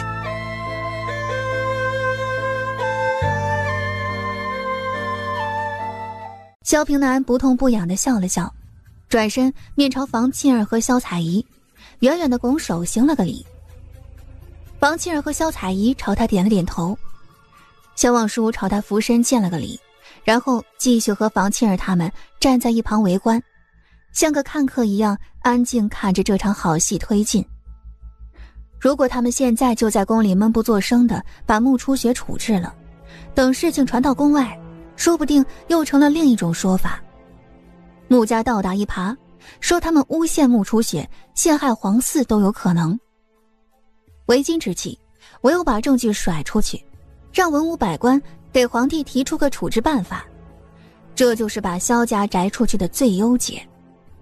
不管最后怎么处置穆初雪，都是文武百官商议的结果，也是朝廷上下认可的结果，更是穆初雪罪有应得的结果，与萧家无关。王叔，现在天热，你这伤口晒不得，别生脓疮了。见萧望舒还想留下看看，房庆儿又道：你是女儿家，身上还受着伤，让百官瞧见也不好。我带你去阁楼上坐着，你坐在高处上看，可好？萧望舒未免房庆儿担忧，配合的点了点头，跟着房庆儿离开。由于夏天午后的阳光实在容易让人犯困，再加上等了小半个时辰还没等到百官聚齐，萧望舒还没等到好戏开演，就已经趴在窗边睡着了。他受着伤，房庆儿也没舍得为这点小事把他叫醒，甚至后面百官聚齐之后转换阵地，房庆儿怕萧望舒被吵醒，还为他关上了门窗隔音。等萧望舒一觉睡到自然醒，书中注墨描写的天选之女已经永久下线了，还是被百官死谏，魏齐宣亲自赐下白绫，当众勒死的。裁决期间，当然还掺杂着穆家一党官员求情的声音，他们以失去皇嗣、精神失常为由，为穆初雪开脱。但这些声音都被萧家一党官员死谏的声音盖过去了，甚至萧家一党的官员还将矛头指向了穆家，要将中书令穆翰带去御史台审判，治他个教女不严、纵女行凶、残害皇嗣的罪名。最后还是皇帝死保，才勉强将此事作罢。萧望舒睡醒之后听说这些，在赶去现场旁观的时候，穆初雪的尸都还没人敢收。今天中午还鲜活的一条人命，下午就凋零在了宗庙祭台上。速度之快，让萧望舒对权臣二字有了更深的体会。皇帝形同虚设，宰相生杀予夺。他想，若是萧红知道他所知道的一切剧情，知道穆初雪是魏齐宣执掌朝纲的关键一棋，知道穆初雪是扳倒萧家的关键一棋，恐怕穆初雪的死期会来得更早吧。但他所知道的一切永远都不能让第二个人知晓，只有这样他才能活下去。萧望舒站在角落，远远看着这场闹剧，切身感受书中所描写的掌兵权臣到底有多专制。恰在此刻，萧红似是感受到了他的目光，回过头来看向他所在的角落。他回头那一眼，如鹰犬般犀利凶残。随后看清是自己女儿带着丫鬟站在角落旁观，萧红那冰冷的目光也柔和了些许，缓缓抬起手朝萧望舒摆了两下，示意他回去。小姐，这地方血腥气重，阴森森的，不适合多待，咱们看也看了，回去吧。是啊是啊。萧望舒嗯了一声，远远朝着萧红那边俯身行礼，随后带着忆春和舒夏离开了。刘太医的草蜜胶真是管用，才大半个月呢，竟然真的就掉痂祛疤了，都没有留下什么痕迹呢。确实是好东西，想来有不少女子都需要。谁这一辈子没个磕磕碰碰的？女子爱美，尤其是在这古代，都怕自己身上留下疤痕。只可惜宫廷御药可不是他们那么容易就能弄到的。这草蜜胶若是能够拿出去卖，肯定大有销路。借着宫廷御药的风，多少也能先把名声打响。那当然啦，这种好东西有钱都难求呢。也就是咱们小姐金贵，有相爷和夫人疼着，要什么就有什么，多的是有人巴巴的给小姐送过来呢。萧望舒听到这话，眉头轻蹙。叶春，胡说些什么呢？这话你私下里说说也罢，千万别拿出去说，否则叫人听了去怎么想？万一传到刘太医耳朵里，还不得说咱们小姐拿他当奴才使唤吗？小姐，奴婢知道错了。知错就好，以后多听听书下的话，他不会害你的。好，奴婢以后就专听小姐和书下的话。小姐，明日去房府看望老太太，就穿这身衣裳吧。好，就她吧。对啊，小姐，你可别忘了，老夫人还吩咐让小姐今日和小公子一起去库房挑挑拣拣，给房老太爷和房老太太选一些礼品带去呢。那就现在去吧，省得忘了。阿弟这会儿还在跑马场上呢。这会儿还早，小公子应该还在练习骑术。姐姐，他那身伤总算痊愈了，许久没见他出来走动，还有些不习惯。这也可见他们姑娘家的身体是真娇气，娇娇滴滴的，受一点小伤也要躺在屋里休养许久。其实那日进宫的时候，他看到他了，第一次看到他在阁楼窗边趴着睡觉，漂漂亮亮的姑娘家到处都缠着绷带，看着怪可怜的。第二次看到他缠着绷带还跑到祭台旁边眼巴巴地看热闹，最后还被宰相赶回去了，更可怜了。心机深重的相府小姐，但好像又有点反差。姐姐怎么跑出来了？身子好全了吗？自然好全了，要是再不动一动，骨头都要躺软了。你先练着吧，等你练完了，我们再去给外祖父和外祖母挑选一些礼品。好，那姐姐在亭子里坐着等等。四姐姐，七弟，吃点果子解渴吧，天还热着呢。多谢四姐姐。萧福光见他喜欢吃梨，又从果篮里择了2个大的塞到他怀里。多谢八弟。七哥客气。萧福光没当回事，从果篮里面挑出好几个大桃子抱在怀里，往陈楚那边走去。每次萧望舒一来，陈楚总能蹭到些吃的喝的，有萧望舒坐在这里等着，今天下午的时光过得飞快。萧振熙坐在一旁，偶尔和萧望舒搭2句话，大多数时候还是在看陈楚训练萧福光，眼底流露出羡慕的光芒。陈楚知道萧福光明天要停训1天去防府，也能猜到他们姐弟2人等会儿应该还有事要办。秉持着吃人嘴软的原则，他今天让萧福光准时结束了训练，没有加训其余内容。下午的骑术训练结束之后，萧望舒和萧福光拿着房庆儿的钥匙进了府库。外祖父好品茗，好字画，恐怕我们得去父亲那里讨些茶叶或者名家墨宝，才能送到外祖父心坎上。外祖母最疼姐姐了，哪怕姐姐送个泥娃娃过去，外祖母都要赞你一句心思纯真。姐姐勿要紧张嘛，外祖母从不在意礼品贵重与否，只要是姐姐送的，外祖母都当成宝贝。即使外祖母不在意礼品贵重与否，但我的心意还是要送到的，毕竟让他老人家为我担忧了1个月呢。那也是事出有因，姐姐不必自责，都是穆家人一再作乱。你这次也是因为保护皇嗣而受的伤，外祖母能理解的。说起这些，那穆家女也确实好运。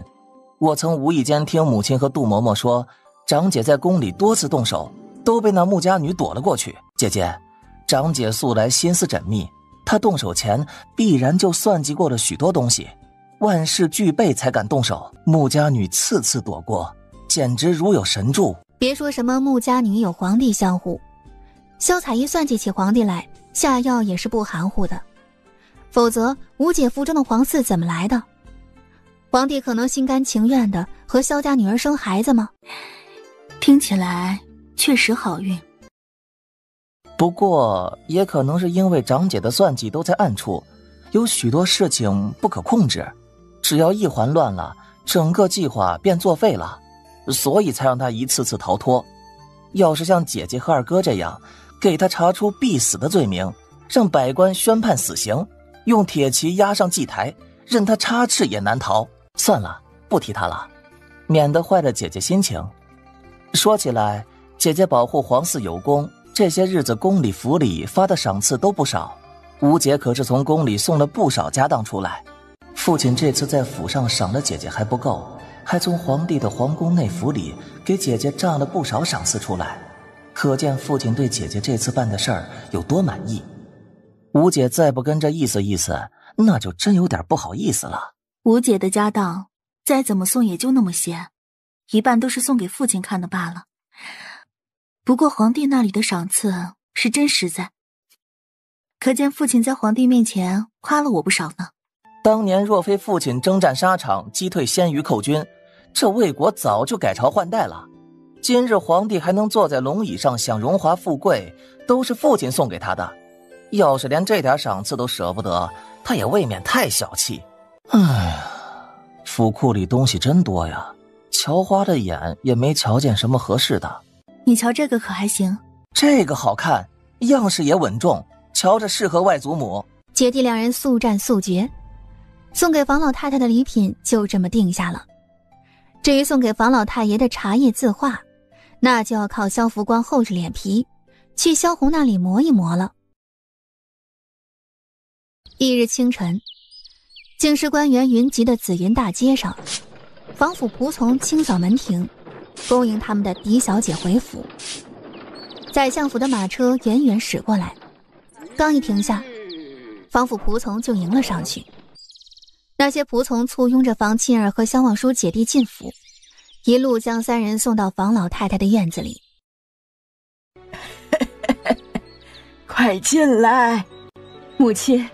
见过外祖母，见过外祖母，外祖母福寿金安，见过各位舅母。哎，好，好，王叔快过来，让外祖母瞧瞧。哎，受啦，咱们王叔这些日子受苦了哟。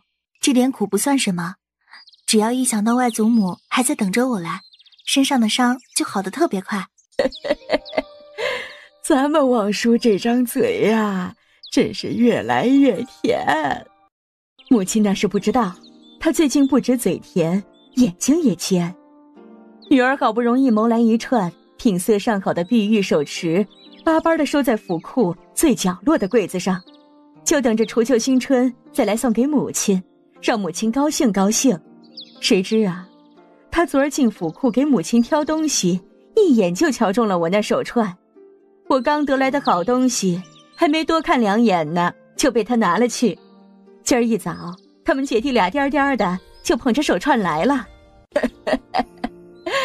咱们望叔养得好，这眼睛一扫，就分得清什么是宝贝。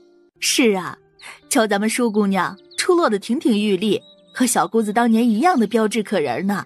我倒是觉得绮罗那孩子才是知书达理，教养起来可比望叔省心得多。远远就听见姑母在夸我，高兴的我还以为听错了，走近一听才敢确定，果然是庆儿姑母回来了。怀瑾、绮罗啊，你们兄妹来得正好，快来给祖母请安，见过你们的姑母，还有望叔表妹和福光表弟。老太爷昨个酒后诗兴大发，丢给他们一首诗，他们兄妹一听就入了迷，也不知道晚上解释解到了何时呢。今儿个连给老太太请安都来迟了。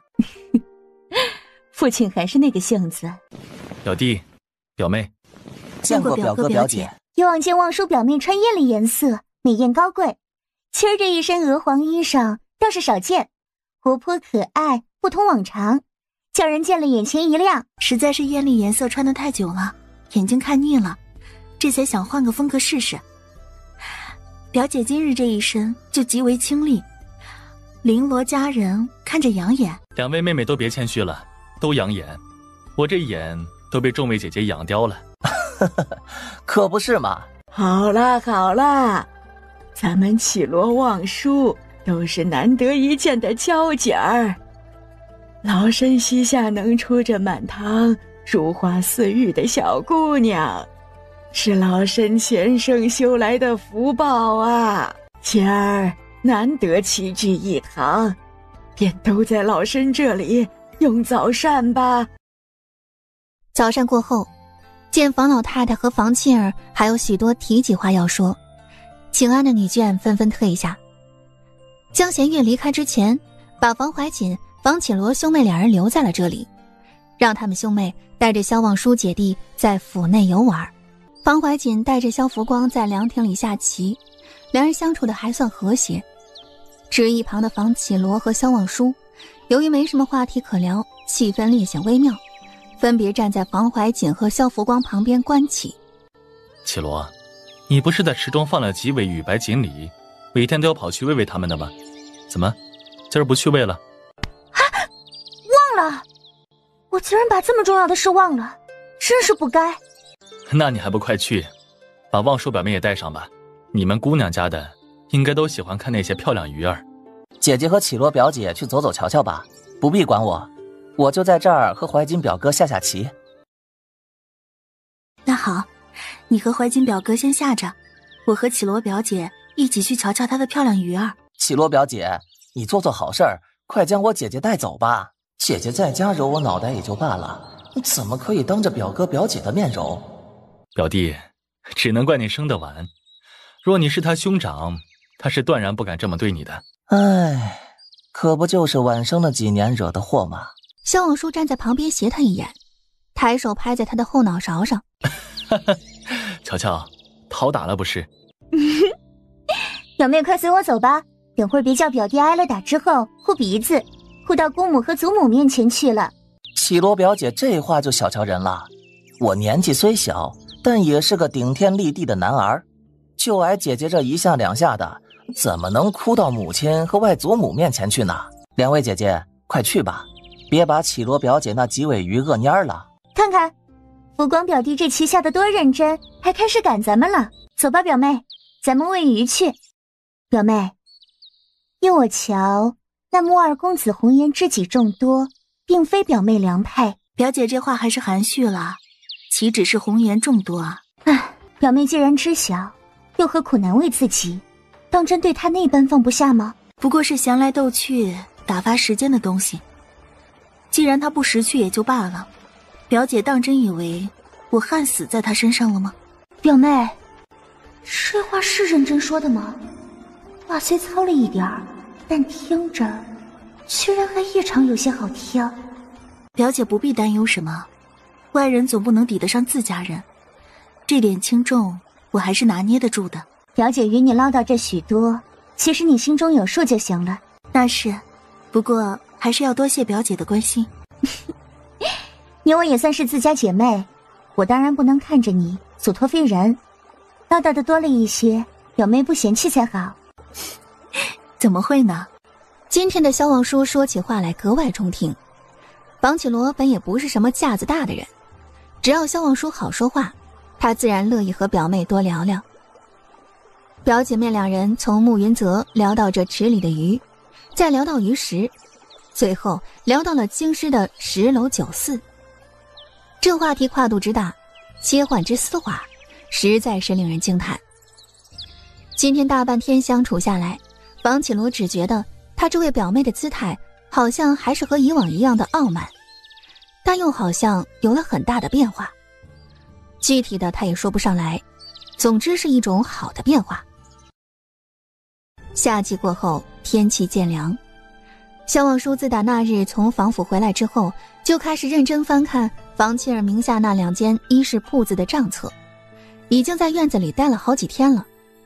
还是房沁儿看他太认真，怕他累着身子，才把他从院子里拉了出来，带他跑到马场上看萧福光训练。即使在跑马场上，萧望舒手里还捧着一本账册。望叔，你就放下那东西歇会儿吧，仔细别伤了眼睛。不过是2间每月就20多两营收的小铺子，我想着让你接过去，闲来无事打发时间罢了。你看的倒是认真。好的，母亲，等我看完这个月的账就放下。唉，这还真是孩子大了不由娘啊。母亲何时学会这个说话劲儿了？你自个儿心里没数吗？母亲最近是短缺了你吃，还是短缺了你的穿？那日你外祖母和大舅母也给你包了不少零用，你拿着这2间铺子急什么呀？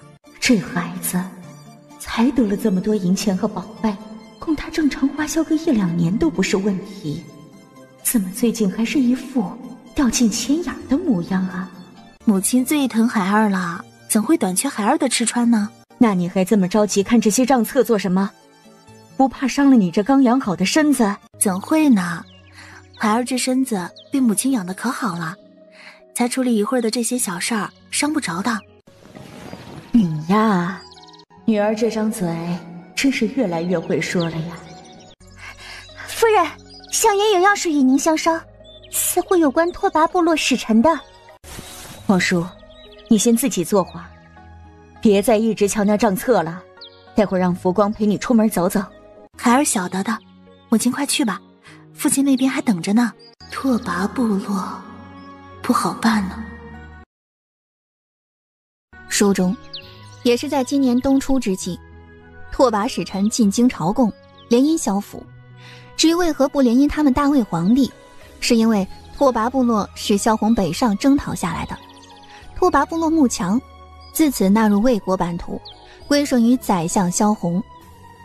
在拓跋首领心里，这大魏天下迟早归于萧氏，所以前来联姻的王子公主也都是和萧府的小姐公子联姻。原剧情里，拓跋3王子本欲联姻萧望舒，但萧望舒当时爱慕云泽爱得如痴如醉，直接拒绝了拓跋3王子。那段时间，慕云泽对萧望舒的态度出奇的体贴，让萧望舒看到了希望。萧望舒甚至还为此将拓跋3王子羞辱了一番，讽刺其出自贫瘠部落，萧想他无异于癞蛤蟆想吃天鹅肉。萧红知道此事的时候，险些被他给气病。事已至此，联姻作罢。不止拓跋3王子没有和萧府小姐联姻，原本准备联姻房绮罗的拓跋2王子也作罢了。就连准备嫁给萧平南的拓跋小公主也含怒离去，兄妹3人闭口不提联姻之事。此番出使过后，拓跋部落虽然仍旧听命于萧红，但他们心中和萧红必然也已经生出嫌隙，联姻他必然是不想的。倒也不是因为什么情爱不情爱，如果利益足够，他并不介意配合萧红和拓跋部落完成一场政治婚姻，但就是因为利益不足，让他觉得不值。元神说话虽然难听，但有一句话他没说错，拓跋贫瘠之地，这样的土地配上这样的时代，没有高科技器械开路，任他如何拼命也难以再造一个属于他的商业帝国。就此联姻他不甘心，但要是让拓跋部落和萧家生系，把萧红的忠实追随者变成萧红的隐患，这样更加不值。为今之计，也只有从拓跋使臣那边下手，让那位拓跋3公子主动放弃联姻。小姐，喝杯茶吧，可是看得累着了。无碍，看阿弟他们也累了，先给他们把茶水送去吧。是。阵阵微风拂过，时不时撩起他耳边的碎发，卷着发梢在空中飞舞浮动。跑马场上的人喝着茶，偶尔抬起头看他一眼，只看见阳光铺洒在他身上，仿佛为他的轮廓镀上了一层金光，华美而高贵。陈将军，七哥身子有些不适，我先带他去休息。大半个时辰过后，今天的训练提前结束。训练结束后，萧福光和萧振熙道过别，直接陪着萧望舒出了相府，陪他去瞧瞧房庆儿给他的那2间铺子。房庆儿那2间铺子的地段都还不错，都在京师的繁华街道上，人来人往的，热闹得很，就是留不住什么客人。而萧望舒坐在铺子里看了会儿，进来花销的都是些官商家的夫人小姐，这些人不像是进来买东西的，倒像是进来花钱套近乎，想要攀上萧府这棵大树的，实在有趣。姐姐你笑什么？怎么看都和姐姐不搭。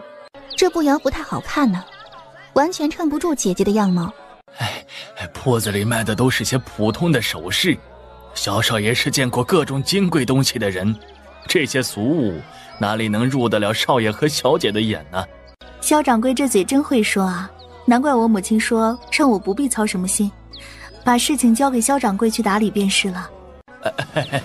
小姐过奖了，全靠老夫人和夫人提拔，老奴才能有今天的好日子过。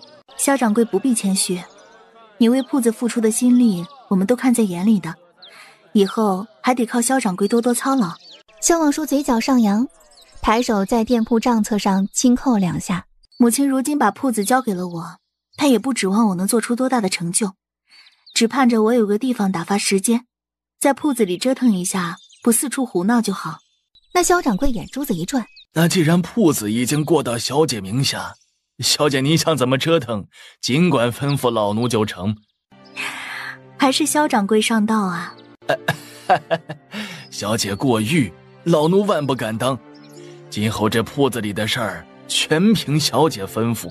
那好，那这几日就先停事吧，咱们先换换这铺子里的装潢，再换换这铺子里的货品。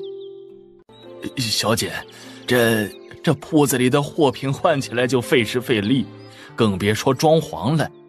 若是都换上一遍，这花销就大了去了，没个300-500两银子是收不了场的。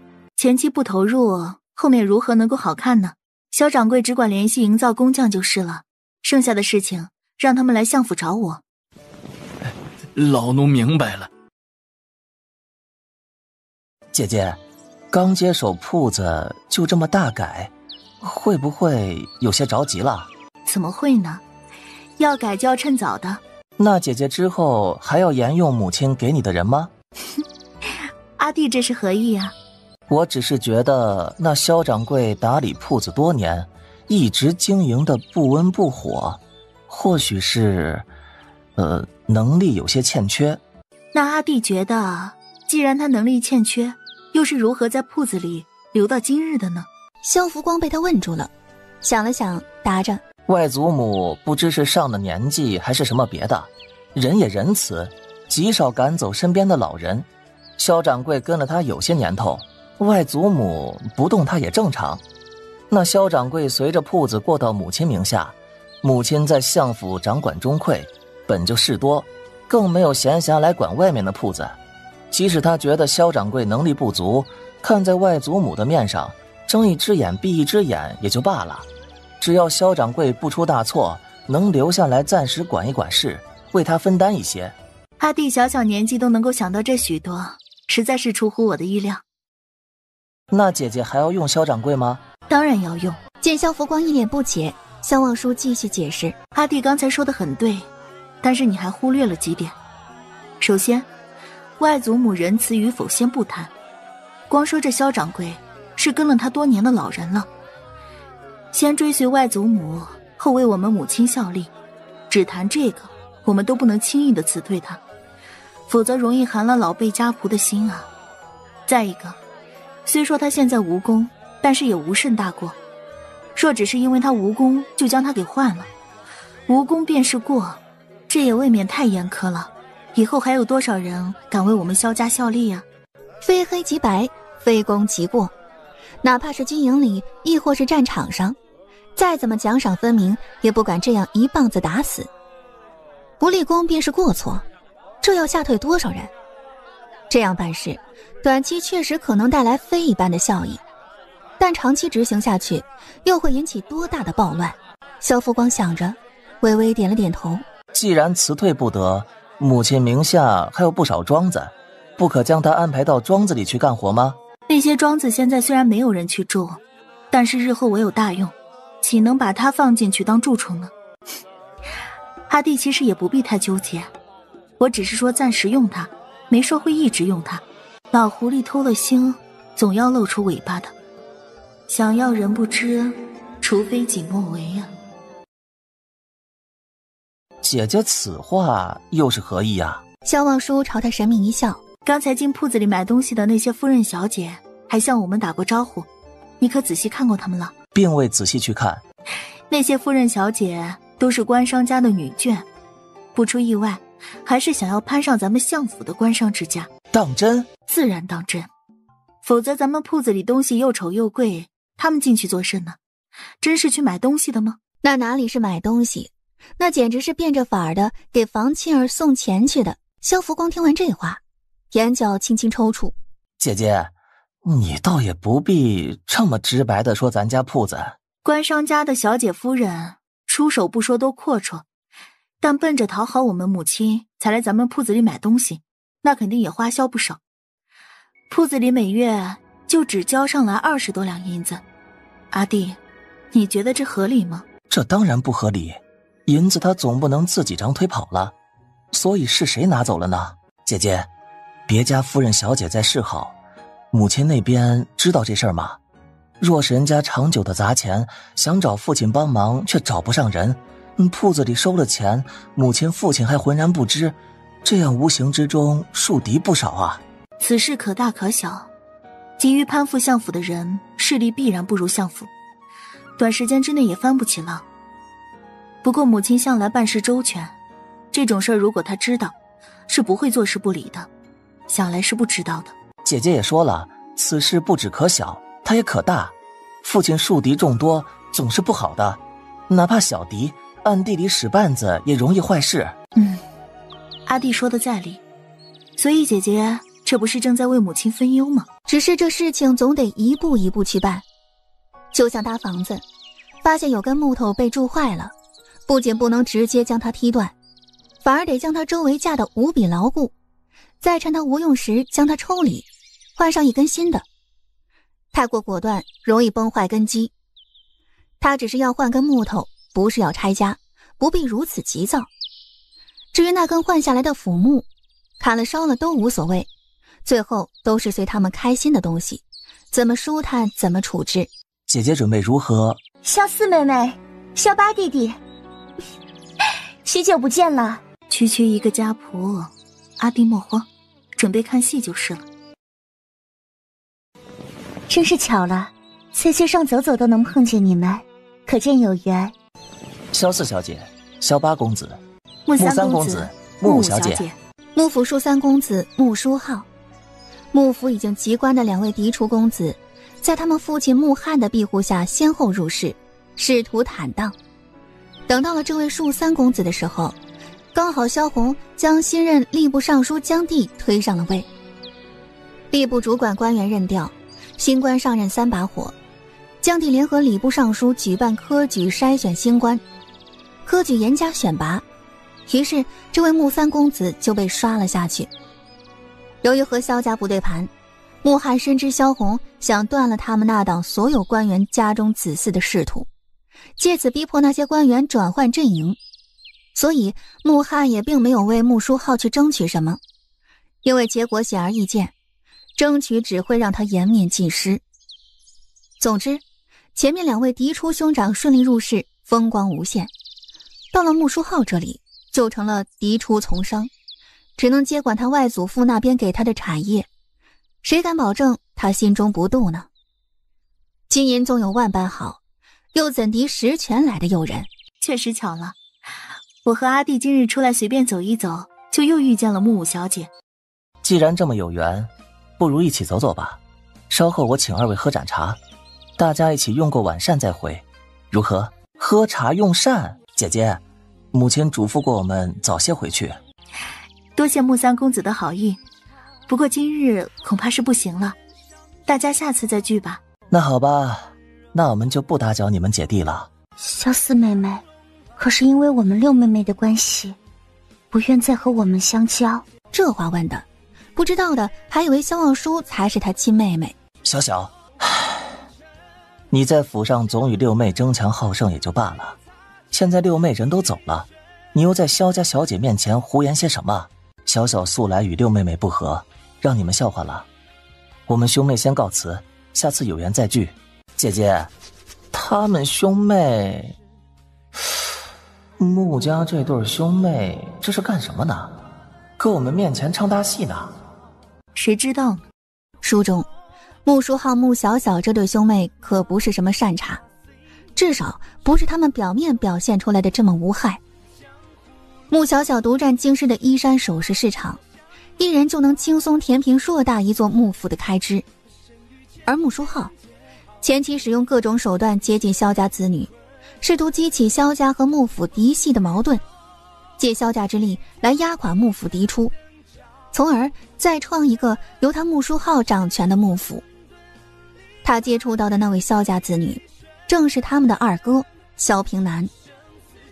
前期萧平南想要利用穆书浩整垮穆家，用手上的人脉给穆书浩开了仕途，也确实从穆书浩那里知道了不少穆家秘事。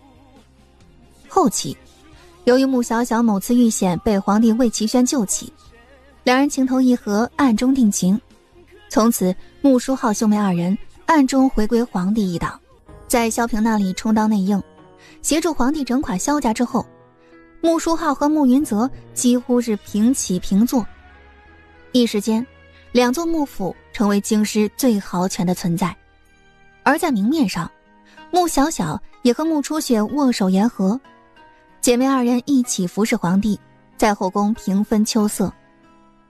现在嘛，剧情发展显然还在前期，穆书浩兄妹正在费尽心思寻找外力，想要借助萧府势力打垮幕府嫡出，再自立门户，独自掌权。不管是引导潘进推萧望舒落水，还是那日在瑞宝阁告知他们潘进是因为爱慕穆云泽才对萧望舒下手，亦或是今天演这样一出戏，告诉他们穆小小和穆初雪向来不和，其实穆家兄妹的目的从来都没有变过，和萧家子女交好，引导萧家把矛头指向穆家嫡出。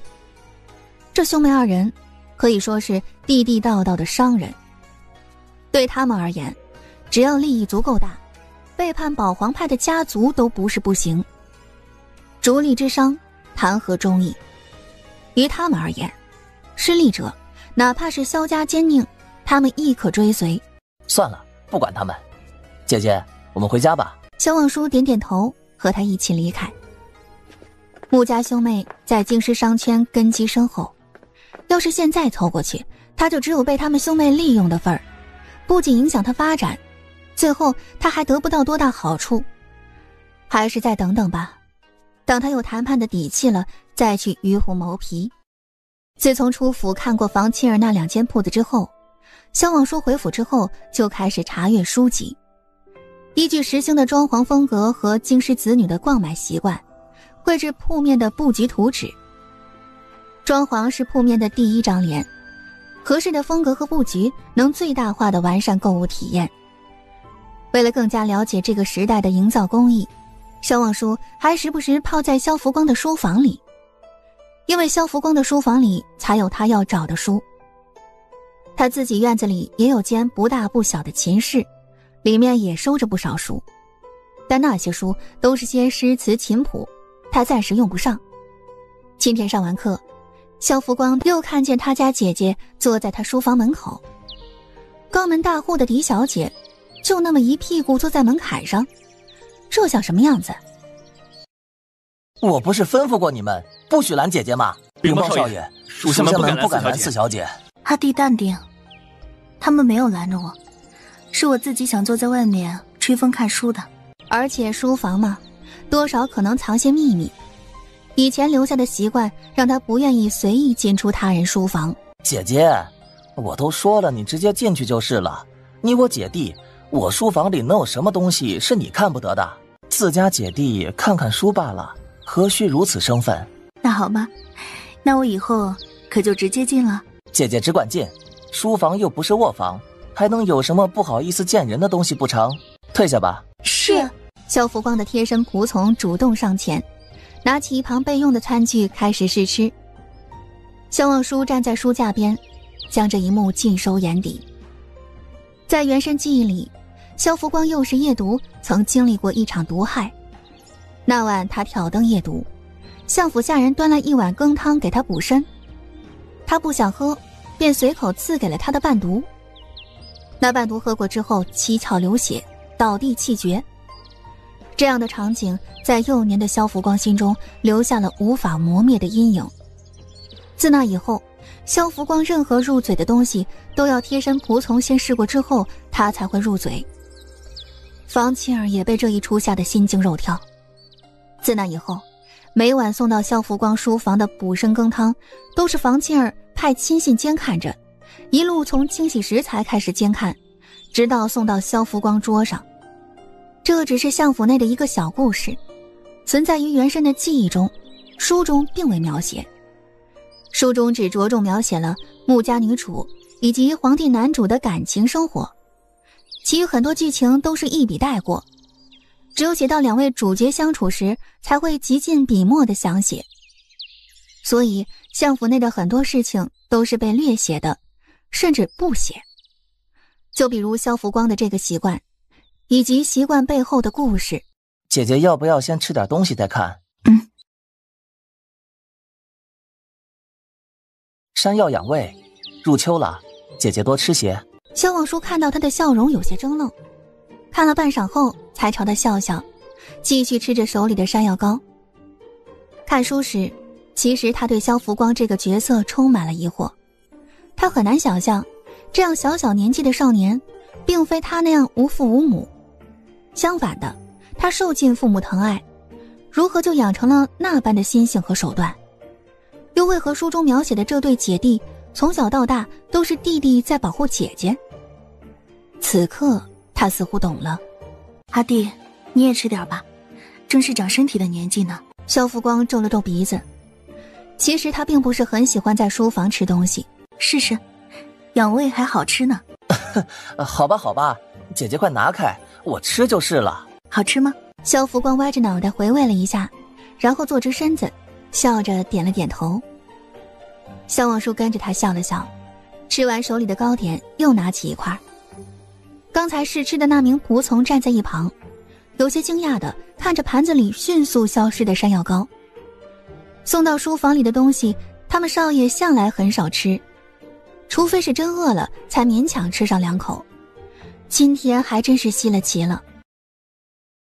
哎，对了姐姐，你那2间铺子翻新的如何了？我瞧你忙了好些天了，好些天都没来看我们骑马了。好些天都没有喝到姐姐送的茶水，也没有吃到姐姐送的果子和点心。别说他不习惯，连七哥和陈将军都不习惯了，时不时就要往看台那边看2眼。大翻新哪有那么快啊？图纸还没有敲定下来呢。等我定下图纸，工匠开工就很快了，10月中旬应该能结工开市的。哎呀，难得瞧姐姐这么认真。不过再过几日，姐姐手上忙的这些事可能要先放一放了。啊？萧望舒想了想，问着：可是顾家办寿？算算时间，孟秋7月，确实快到了书中描写顾老太太寿辰的时候。顾老太太，老尚书令顾城的发妻。顾家至今仍未归顺任何一派势力，萧红对顾家极尽拉拢。顾老太太70大寿，以示尊重，萧红和房庆儿会把他们的3个嫡出子女都带去祝寿。这场宴会不只是为寿贺，更多的是因为顾城年迈，顾家要找一派势力依托，让顾家子孙的仕途走得顺些。对的，正是顾老太太办寿。原来姐姐你知道啊，父亲今早还特意叮嘱我，让我一定记得和你说。见萧望舒在想些什么，萧福光继续说着：父亲的意思是让你这几日就先跟在母亲身边，多学学如何筹备这些贺礼，以后总用得上的。我知道了，晚些时候我就去母亲院子里瞧瞧。在萧红眼里，她也确实该多学学这些东西了，不然真到了与拓跋部落联姻的那一步，萧家嫡小姐嫁过去什么都不会，岂不是让人看低了去？拓跋部落不同于萧红的寻常党羽，这是萧红麾下战力最强的一支部队，不是他耍性子说聚就能聚的。当然他也可以像原主那样，对拓跋王子极尽羞辱，但也要准备好承受随之而来的惨痛后果。一旦萧家倾覆，覆巢之下焉有完卵？在这个时代，她一介女流，一旦失去了家族的庇护，等着她的不知道是怎样的下场。姐姐，怎么又走神了？姐姐最近是有什么烦心事儿吗？没什么事，可能是最近累了一点儿，稍微有些疲倦。这个时候，房庆儿应该还在为联姻之事向萧红苦苦哀求。萧红也碍于多年夫妻感情和父女之情，还未彻底做出决定。此事还没透露出风声，萧福光当然不知。姐姐累了就回去歇会儿吧，铺子那些事儿你尽力就好，别太勉强自己。萧望舒懒洋洋地点了点头，抱着书离开了这里。晚些时候，萧望舒带着忆春和舒夏去了房庆儿院子里。他过去的时候，房庆儿正在绣香囊，细看之下不难发现，她眼尾鼻尖还透着红色，像是刚哭过一场还没缓过来。怎么声儿都没吭就进来了？起风了，也不知道披件披风。还好，不是很冷。入秋了，天气冷得快，瞧你穿得这么单薄，再被那凉风一刮，明儿又要在床上躺2天。看母亲这话说的，哪里就这么娇气了？萧望舒完全没当回事，有说有笑的拉着房庆儿坐下了。房庆儿坐下后，把她刚才绣的香囊收进篓子里，随后和萧望舒正经地讲起了顾家之事。3省6部房庆儿之父房老太爷房景泰，正是3省之一门下省的侍中，总管门下省，负责审核通过或驳回修改皇帝诏令。穆云泽他们的父亲中书令穆翰，则是3省之一中书省的总管，负责草拟和颁发皇帝诏令。除开门下省和中书省，这3省最后一省便是尚书省。他们即将上门赴宴的顾府，其义父之主便是总管尚书府的尚书令顾成。尚书府负责执行皇帝诏令，将诏令下发6部，统管6部实施国策，实权不可谓不大。新政推行2代，本该没有专设宰相，但保皇一党当年为让萧红卸下兵权，不得不给他安排一个对应品阶的文职，便在新政下又启用了宰相一职。显然萧红的兵权没有卸下，宰相也坐实了。在这3省6部之上，即是宰相协理国政。若是宰相专权，上一届的皇帝便形同虚设，比如当今朝堂现状便是如此。待到宰相实权够大，能让臣民信服之时，他甚至可以将皇帝取而代之。这就是史册上所谓的权臣篡位。细数历代王朝崩溃的原因，归根究底不外乎3种：外族入侵、权臣篡位、兵民起义。现在的魏朝就正处在王朝崩溃的边缘。顾老太太是顾老太爷的发妻，2人从寒门相伴至今，相濡以沫数10年。顾老太爷对其妻极为尊重，极为爱护。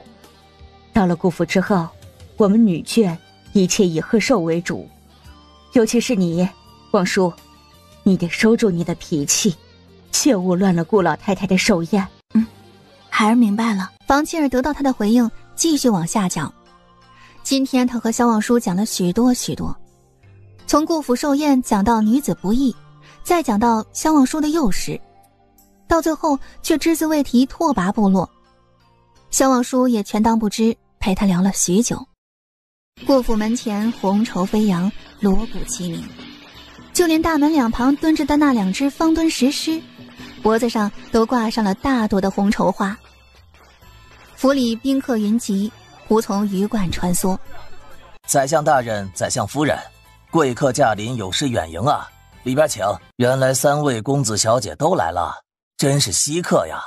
今日在府上，请务必玩得尽兴。还是老太太屋里热闹，这么多人。萧望舒俯身行了个晚辈礼，房庆儿只朝上方的2位老太太微微颔首。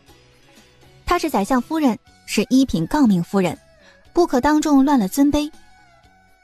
见房庆儿走到跟前，顾老太太松开怀里的小姑娘，朝身边丫鬟抬起手，准备依照规矩起身见礼。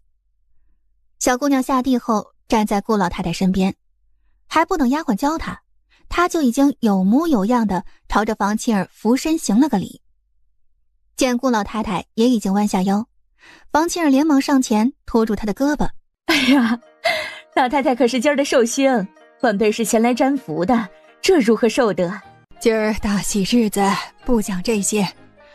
老身瞧这些小姑娘都陪蔫儿了，放她们玩去吧。咱几个老婆子再带着儿媳们聊聊。好好，叫小辈姑娘都去玩吧，别拘着了。这是永嘉吧？眨眼都长这么大了，水灵灵的，生得真是标致。回萧夫人的话，我是永嘉，长乐未央，永寿家福。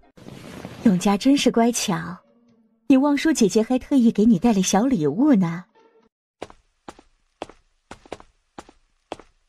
永嘉见过萧家姐姐，永嘉谢过望叔姐姐。哎呀，小永嘉还害羞了，真是可爱。2刻钟后，陪着屋里的几位老太太和官家夫人聊了会儿，见时间差不多了，房启罗寻了个由头，拉着萧望舒一起离开。我老早就跟着祖母和母亲过来坐着，腿都坐麻了。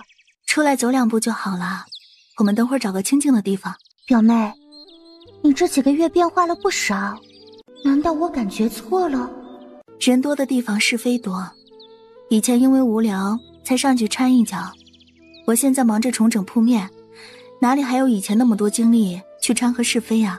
我感觉也没有怎么变嘛。表姐为何觉得我变化了不少啊？可能确实是你以前过得太无聊，净做一些让人摸不着头脑的事。现在你忙起正经事来，人也正经多了，我还有些不习惯呢。算了，是我想多了。以后我们姐妹常走动，我也好奇你要将铺子重整成什么样。只要表姐愿意，我们随时都可以走动的。等到10月中旬铺子结工开市，表姐带上闺中好友过来瞧瞧。自然要去瞧瞧，到时候我们几个往荷包里塞满银钱，去给表妹捧场。萧四妹妹，房家姐姐，慕四小姐，木五小姐。萧四妹妹这是要和房家姐姐去哪里？我们姐妹2人对这顾府都不太熟，不如2位带带我们，大家结伴同游吧。其实我们姐妹对顾府也不是太熟，2位要是和我们同游的话，指不定等会儿要开席了，我们4个人还在园子里像无头苍蝇一样打转呢。五妹走了。四姐，你们去吧。穆小小点点头，被穆彩晴拉着走了。走时，他还不忘回头和萧望舒还有房启罗道别，叮嘱他们别太靠近池边那种危险地带。唉，这穆五小姐素来对我们处处礼待，与幕府其他公子小姐还是很不一样的。和气才能生财呢。确实，不过我还挺喜欢她这性子的，活泼又懂事。若非她生在穆家，我们说不定也能成为闺中好友。萧望舒轻笑2声，没说什么。他想，若是让他这位表姐知道了，正是这样活泼懂事的穆五小姐，在整垮萧家之后，向皇帝建议斩草除根，连带拔起了房家，不知他这位表姐还会不会有这许多感慨。能生财能带利的人，穆小小当然对他们和气，但这浮于表面的廉价和气，并不影响穆小小对他们宰上几刀。笑着捅过来的刀子，它就不是刀子了吗？不，它还是，并且一样的会流血，会疼痛，还会致命。你们知道那位望舒姐姐往哪儿走了吗？小小姐，园子就这么大，咱们哪里知道萧四小姐往哪边走了？哎呀，回去吧，晚了该让老夫人着急了。萧小姐呀，真是人小鬼精的，还和老夫人说什么腿麻了出来走走，摆明了是溜出来想找萧家小姐玩的嘛。我不想回去，外祖母院子里的夫人们我都不熟悉，嬷嬷们带人去别处找吧，我们分开找，应该会快一些的。小小姐，咱们不在你身边伺候，那怎么行啊？万一有些不长眼的冲撞了小姐。不会的，园里都是我们顾府的丫鬟，他们认得我的。嬷嬷老实听命，带着丫鬟们四处找人去了。顾永嘉带着剩下的2名贴身丫鬟继续在附近寻找，试图制造一场和萧望舒的偶遇。你别老是这副样子行不行啊？和奸臣那边的人攀谈什么？我们穆家忠于皇帝，和他们走在一起，你不嫌丢人，我还嫌丢人呢。那个萧望舒不就是仗着有个奸臣爹吗？神气什么？等他爹什么时候垮台了，看他怎么向穆家祈饶。可是四姐，我真的就是喜欢萧家妹妹的直爽性子，也喜欢房家姐姐的温婉大度。反正别再让我瞧见你和他们混在一起，不然我就要和父亲哥哥说了。穆彩晴最看不得穆小小这副样子，直接袖子一甩就走了。不就是仗着他那奸臣爹吗？穆家妹妹，方才我又瞧见你们二哥哥了，他还远远地冲着我笑呢。我们二哥哥当然是难得一见的翩翩公子，那萧望舒居然还敢肖想他，穷追不舍的，简直不知羞耻。他怎么能这样啊？你二哥哥分明对他无意，他一奸臣之女，如何配得上风光霁月的云泽公子？还是徐田你懂我，萧家养出来的能是什么好东西？我那五妹还巴巴往人家跟前凑，真是丢死人了。你说的是，萧家人不可深交。哦，对了，你二哥哥与那萧望舒到底是什么情况？你再与我详细讲讲可好？能有什么情况啊？萧望舒舔着脸围追堵截，我二哥哥见她是女子，不忍直言拒绝罢了。穆彩晴一副她压根不想提这些的表情，但架不住徐田在旁边挽着她的胳膊磨着，她还是开口和对方讲了许久。阿曲和阿离怎么还不回来啊？要不我去找人问问吧。你是谁家的小小姐？怎么一个人在这儿坐着？咦，这小丫头长得还挺标致，看衣裳不像是丫鬟，也不知是谁家的小姐，以前好像没见过。要是身份不高，我就在这儿逗她玩玩。你又是谁家的公子？怎敢擅闯后园？我是谁？我是穆府十公子，你应该听说过吧？我爹是中书令穆翰。见顾永嘉半天不说话，穆重阳开始催促。你呢？我刚才就问了，你又是谁家小姐？你手里拿的什么东西啊？给我瞧瞧。这是万叔姐姐送给我的，我不想给你。我当你是谁家小姐呢？原来是萧家那些狗腿子家里的。穆重阳直接伸手抢走了顾永嘉手里的珍珠蝴蝶，因为顾永嘉抓得太紧，他抢的时候力气太大，蝴蝶翅膀上的荷叶直接崩坏，还刮伤了顾永嘉的手。顾永嘉看着手上划出的血珠子，先是愣了会儿，随后放声大哭。外祖母，不许哭，不然我就扒光你的衣裳，叫别人都来看。穆公子真是好大的威风啊！怎么还敢往人家后园里跑？还想再让你爹和你一起进族穆府吗？陈将军，劳烦你把他押去前厅，和顾穆两家的人说明情况。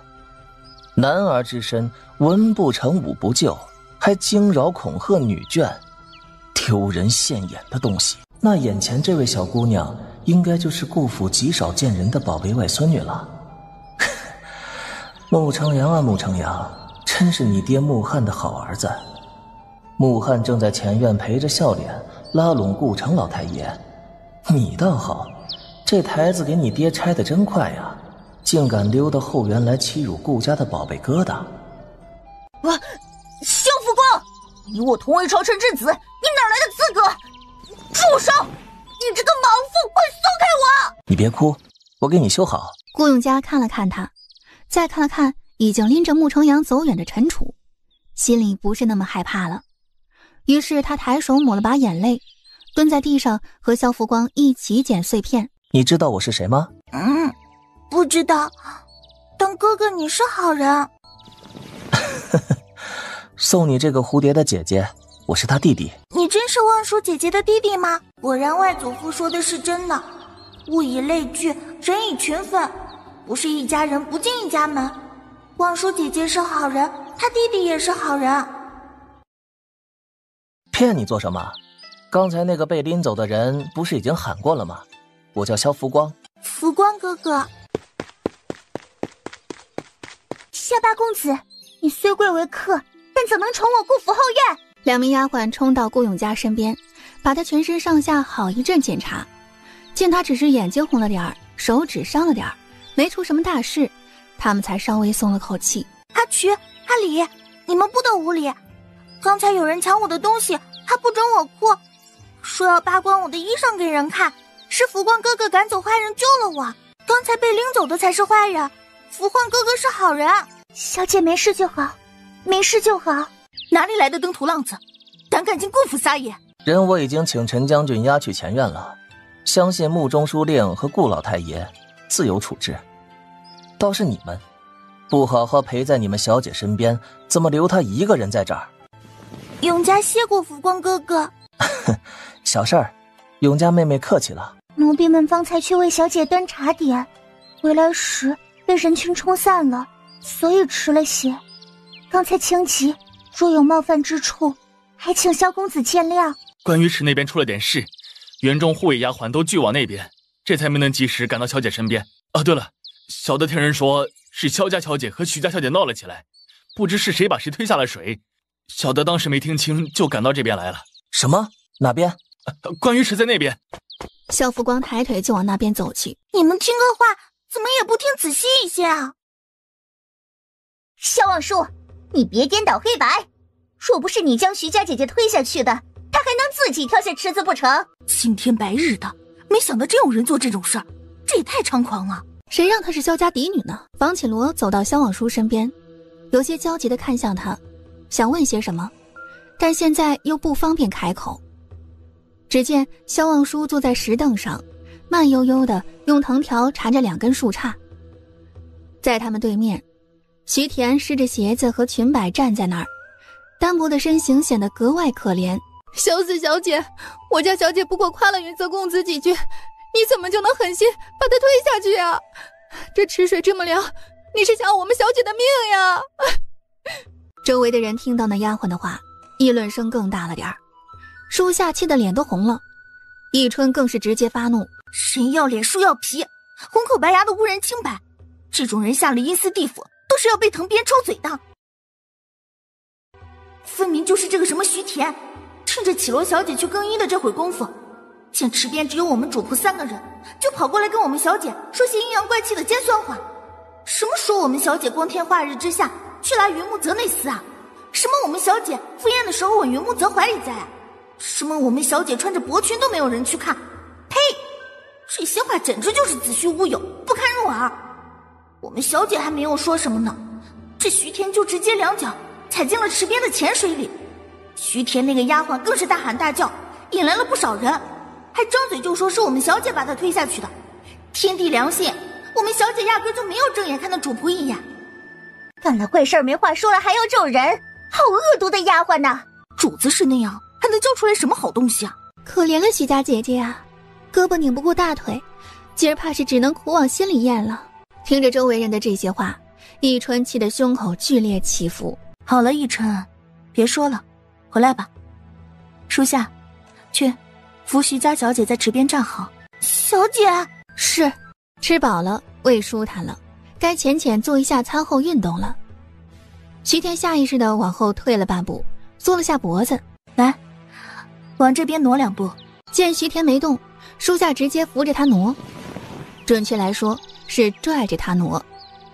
见徐田站的位置合适，萧望舒满意的点了点头，朝属下挥挥手，示意他退下。恐怕在座的各位对我没有什么了解。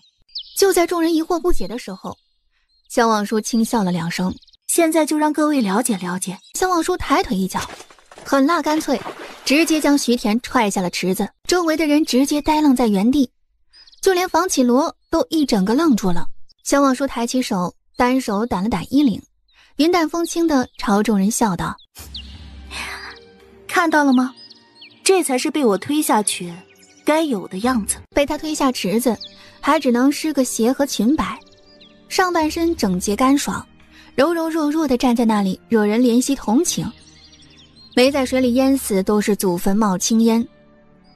刚才跟着起哄的那些官家小姐顿时闭紧了嘴，甚至其中有些人还往后挪了几步，低头在人群里降低存在感，生怕萧望舒注意到他们。紧接着，只见萧望舒不急不忙地握着那根6尺多长的树杈，用树杈开叉的那端插住徐田的脖子，直接把人往水下按。徐田在水里扑腾了半晌，好不容易浮上水面喘口气，气刚喘完，就又被萧望舒插鱼一样插了下去。场面极度凶残，甚至还透出丝丝缕缕的好笑。萧望舒一边做着插鱼运动，一边看向刚才那污蔑的振振有词的丫鬟，慢悠悠地说：你再不说实话，你家小姐今天要是在这里淹死了，恐怕你也要陪葬。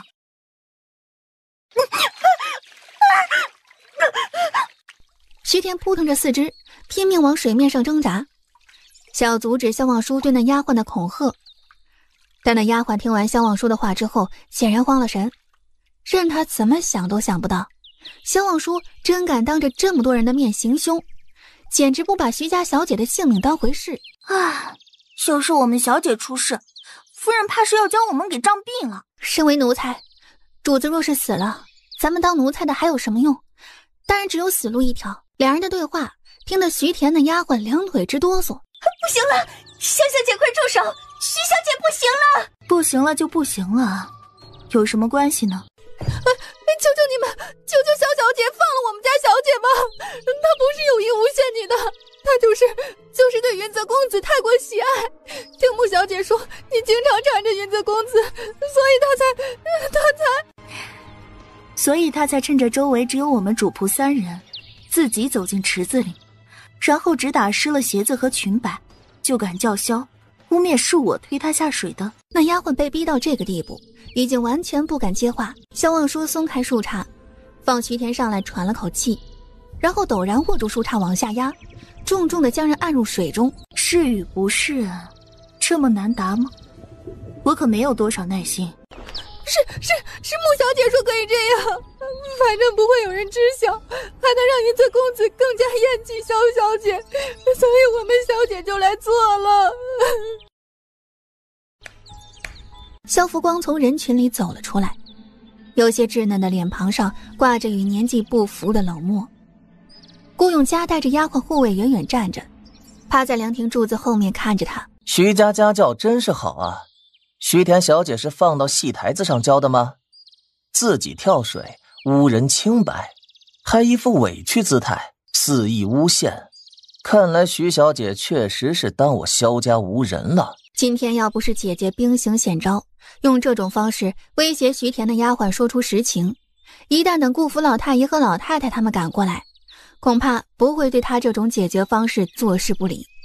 那么这盆子脏水就会直接泼在她身上，洗都洗不清。阿弟，你怎么来了后园呢？萧望舒扔掉手里的树杈，像个没事人一样，慢悠悠地掏出帕子擦了擦手，往萧福光那边走过去。徐田的丫鬟赶紧去拉徐田上岸，周围的顾府护卫心中虽然不愿，但到底是怕闹出人命来，还是赶紧围过去帮忙捞人。我方才田儿！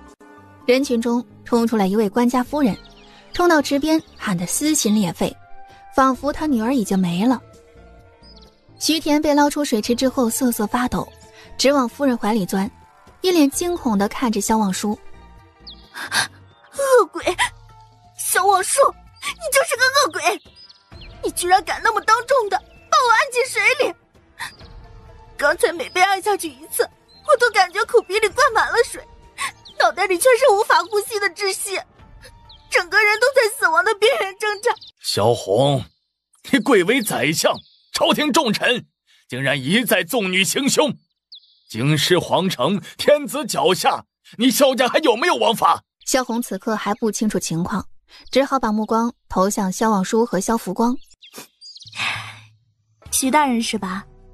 在朝为官，怎不知谨言慎行，先问清楚情况再质问呢？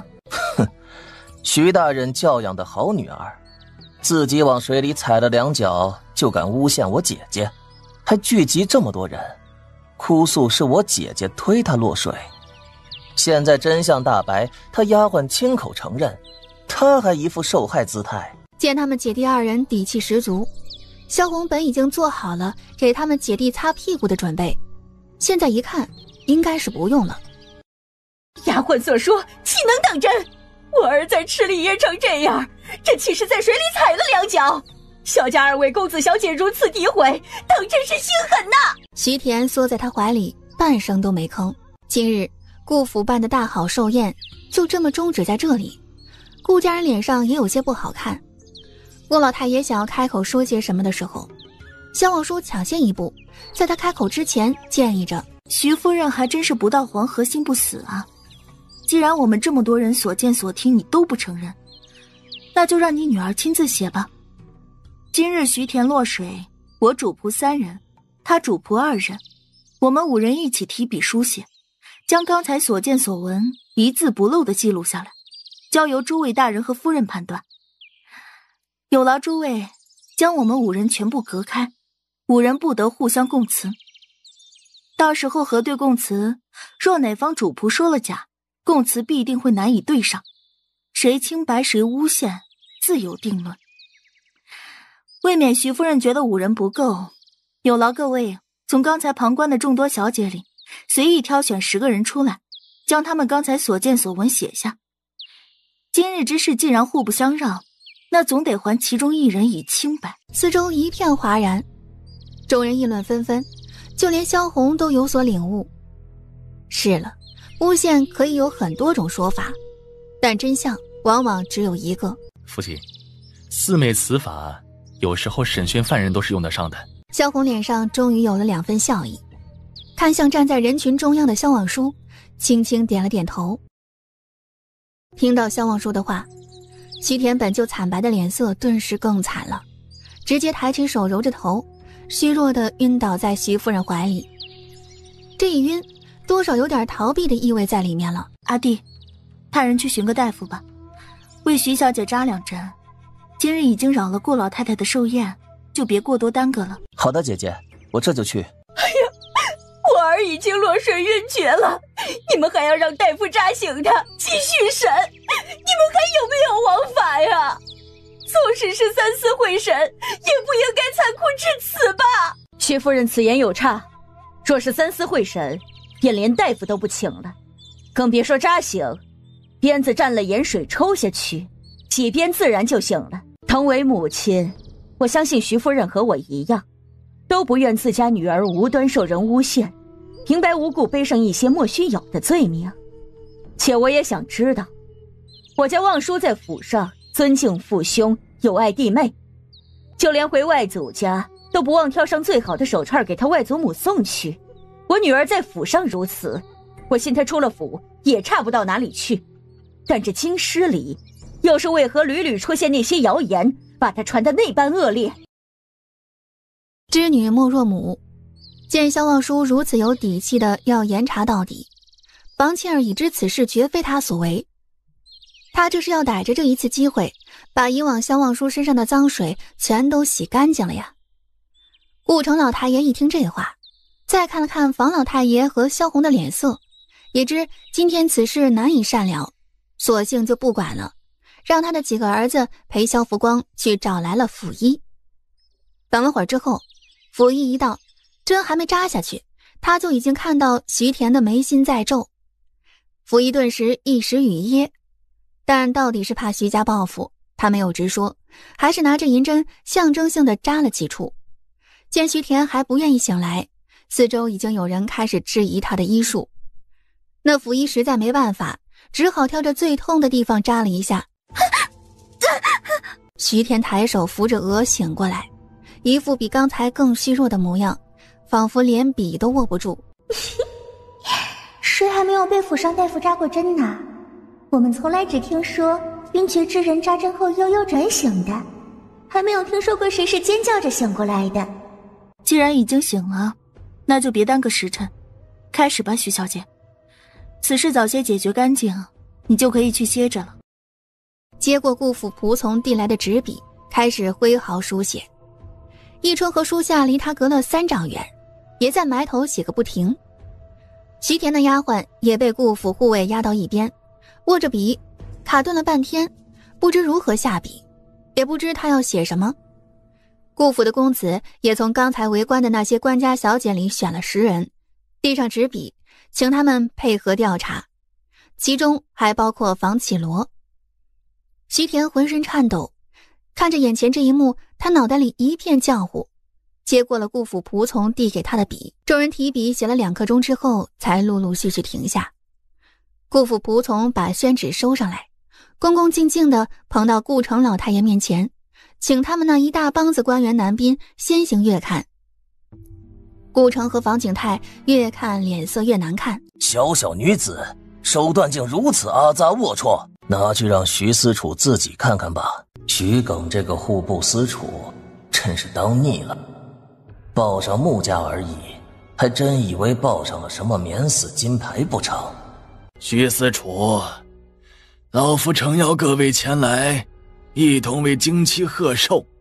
你徐家姑娘却在宴上打乱进程，诬陷他人，毁人名声。罢了，今日我顾府不易生出事端，你们且自行离去吧。你这个败坏家风的逆女！翠青说这样没有什么事，我就是想给萧望叔一个教训。我们贵州小姐的打闹本来就不是什么大事，萧望叔他还差点淹死我呢。房青儿和房老太太的脸色顿时沉了下去。房老太太用手里的拐杖在地面杵了好几下。你这姑娘红口白牙，无人清白，还说不是什么大事，你可知蛇上有龙泉，杀人不见血。母亲消消气，消消气。房青儿抚着房老太太的胸口，帮她把这口气顺下去。萧望叔也连忙上前搀扶，一边宽慰房老太太，一边招来身边的嬷嬷丫鬟，让他们扶房老太太下去歇着。不是，这也不是我想做的，谁让萧望叔一直缠着穆公子。彩琴说我们这样只是给他个教训，让他知难而退。逆女，这个蠢货，得罪了萧家还不够，还想把穆家也拉下水吗？你怎么不掂掂自己的分量，看你算个什么东西？我萧家女儿何时轮到你来给她教训？你也配？你还委屈上了？是我家望叔求着你趟进池里陷害他吗？是我家望叔求着你们坏他名声吗？是你们自己害人不成，反被拆穿，现在还一副受了天大委屈的模样。小小年纪怎么如此厚颜无耻？顾老太太见徐田捂脸大哭，见那徐夫人满脸通红，羞愤欲死，再看看被牵扯其中脸色难看的穆彩晴，一时动了恻隐之心。想到他们家老太爷素来待人和气，做事总留一线，他斟酌着开口道：罢了吧，房家丫头，今日是老身过寿的大喜日子，你就当给老身一个面子。此事却是你家望叔丫头受了委屈，但徐家小姐和穆家小姐尚且年幼。外祖母，你怎么跑到这儿来了？刚刚遇见一个坏人，把我的手划伤了，把我的蝴蝶也砸坏了，还说要把我的衣裳扒光了给别人看。是那个福光哥哥打跑了坏人，救了我，还修好了我的蝴蝶。外祖母你看，蝴蝶修好了。谁？哪个胆大包天的东西对你说出这种龌龊话？是他说的，外祖母，是那个福光哥哥赶跑坏人帮了我的。顾永嘉这事儿，顾老太爷他们刚在前院解决完，顾老太太这边还丝毫不知情。现在乍一听这事儿，顾老太太气得血气上涌，手里的拐杖往地上死命杵着，仿佛要把穆重阳处死。他算是知道为什么他们家老太爷向来待人和气，今天却要直接开口赶徐家人离开了。原来还发生了这档子事儿。他赶走徐家人，岂只是为萧家丫头出气，更多的是在警告穆府啊。老太太！顾永嘉也吓了一跳，他只是想和外祖母说一说，是那个福光哥哥救了他，让外祖母不要偏袒坏人那边，多帮帮福光哥哥他们而已。他没想到外祖母会这么生气的。外祖母，你别生气，别吓永嘉呀。是我姑父招待不周，管事不严，让望叔丫头受委屈了。此事萧家该怎么处理就怎么处理吧，不必顾及寿宴。老身先回去歇会儿，等你们处理完了，宴会再继续。永嘉，你随老身回去。好。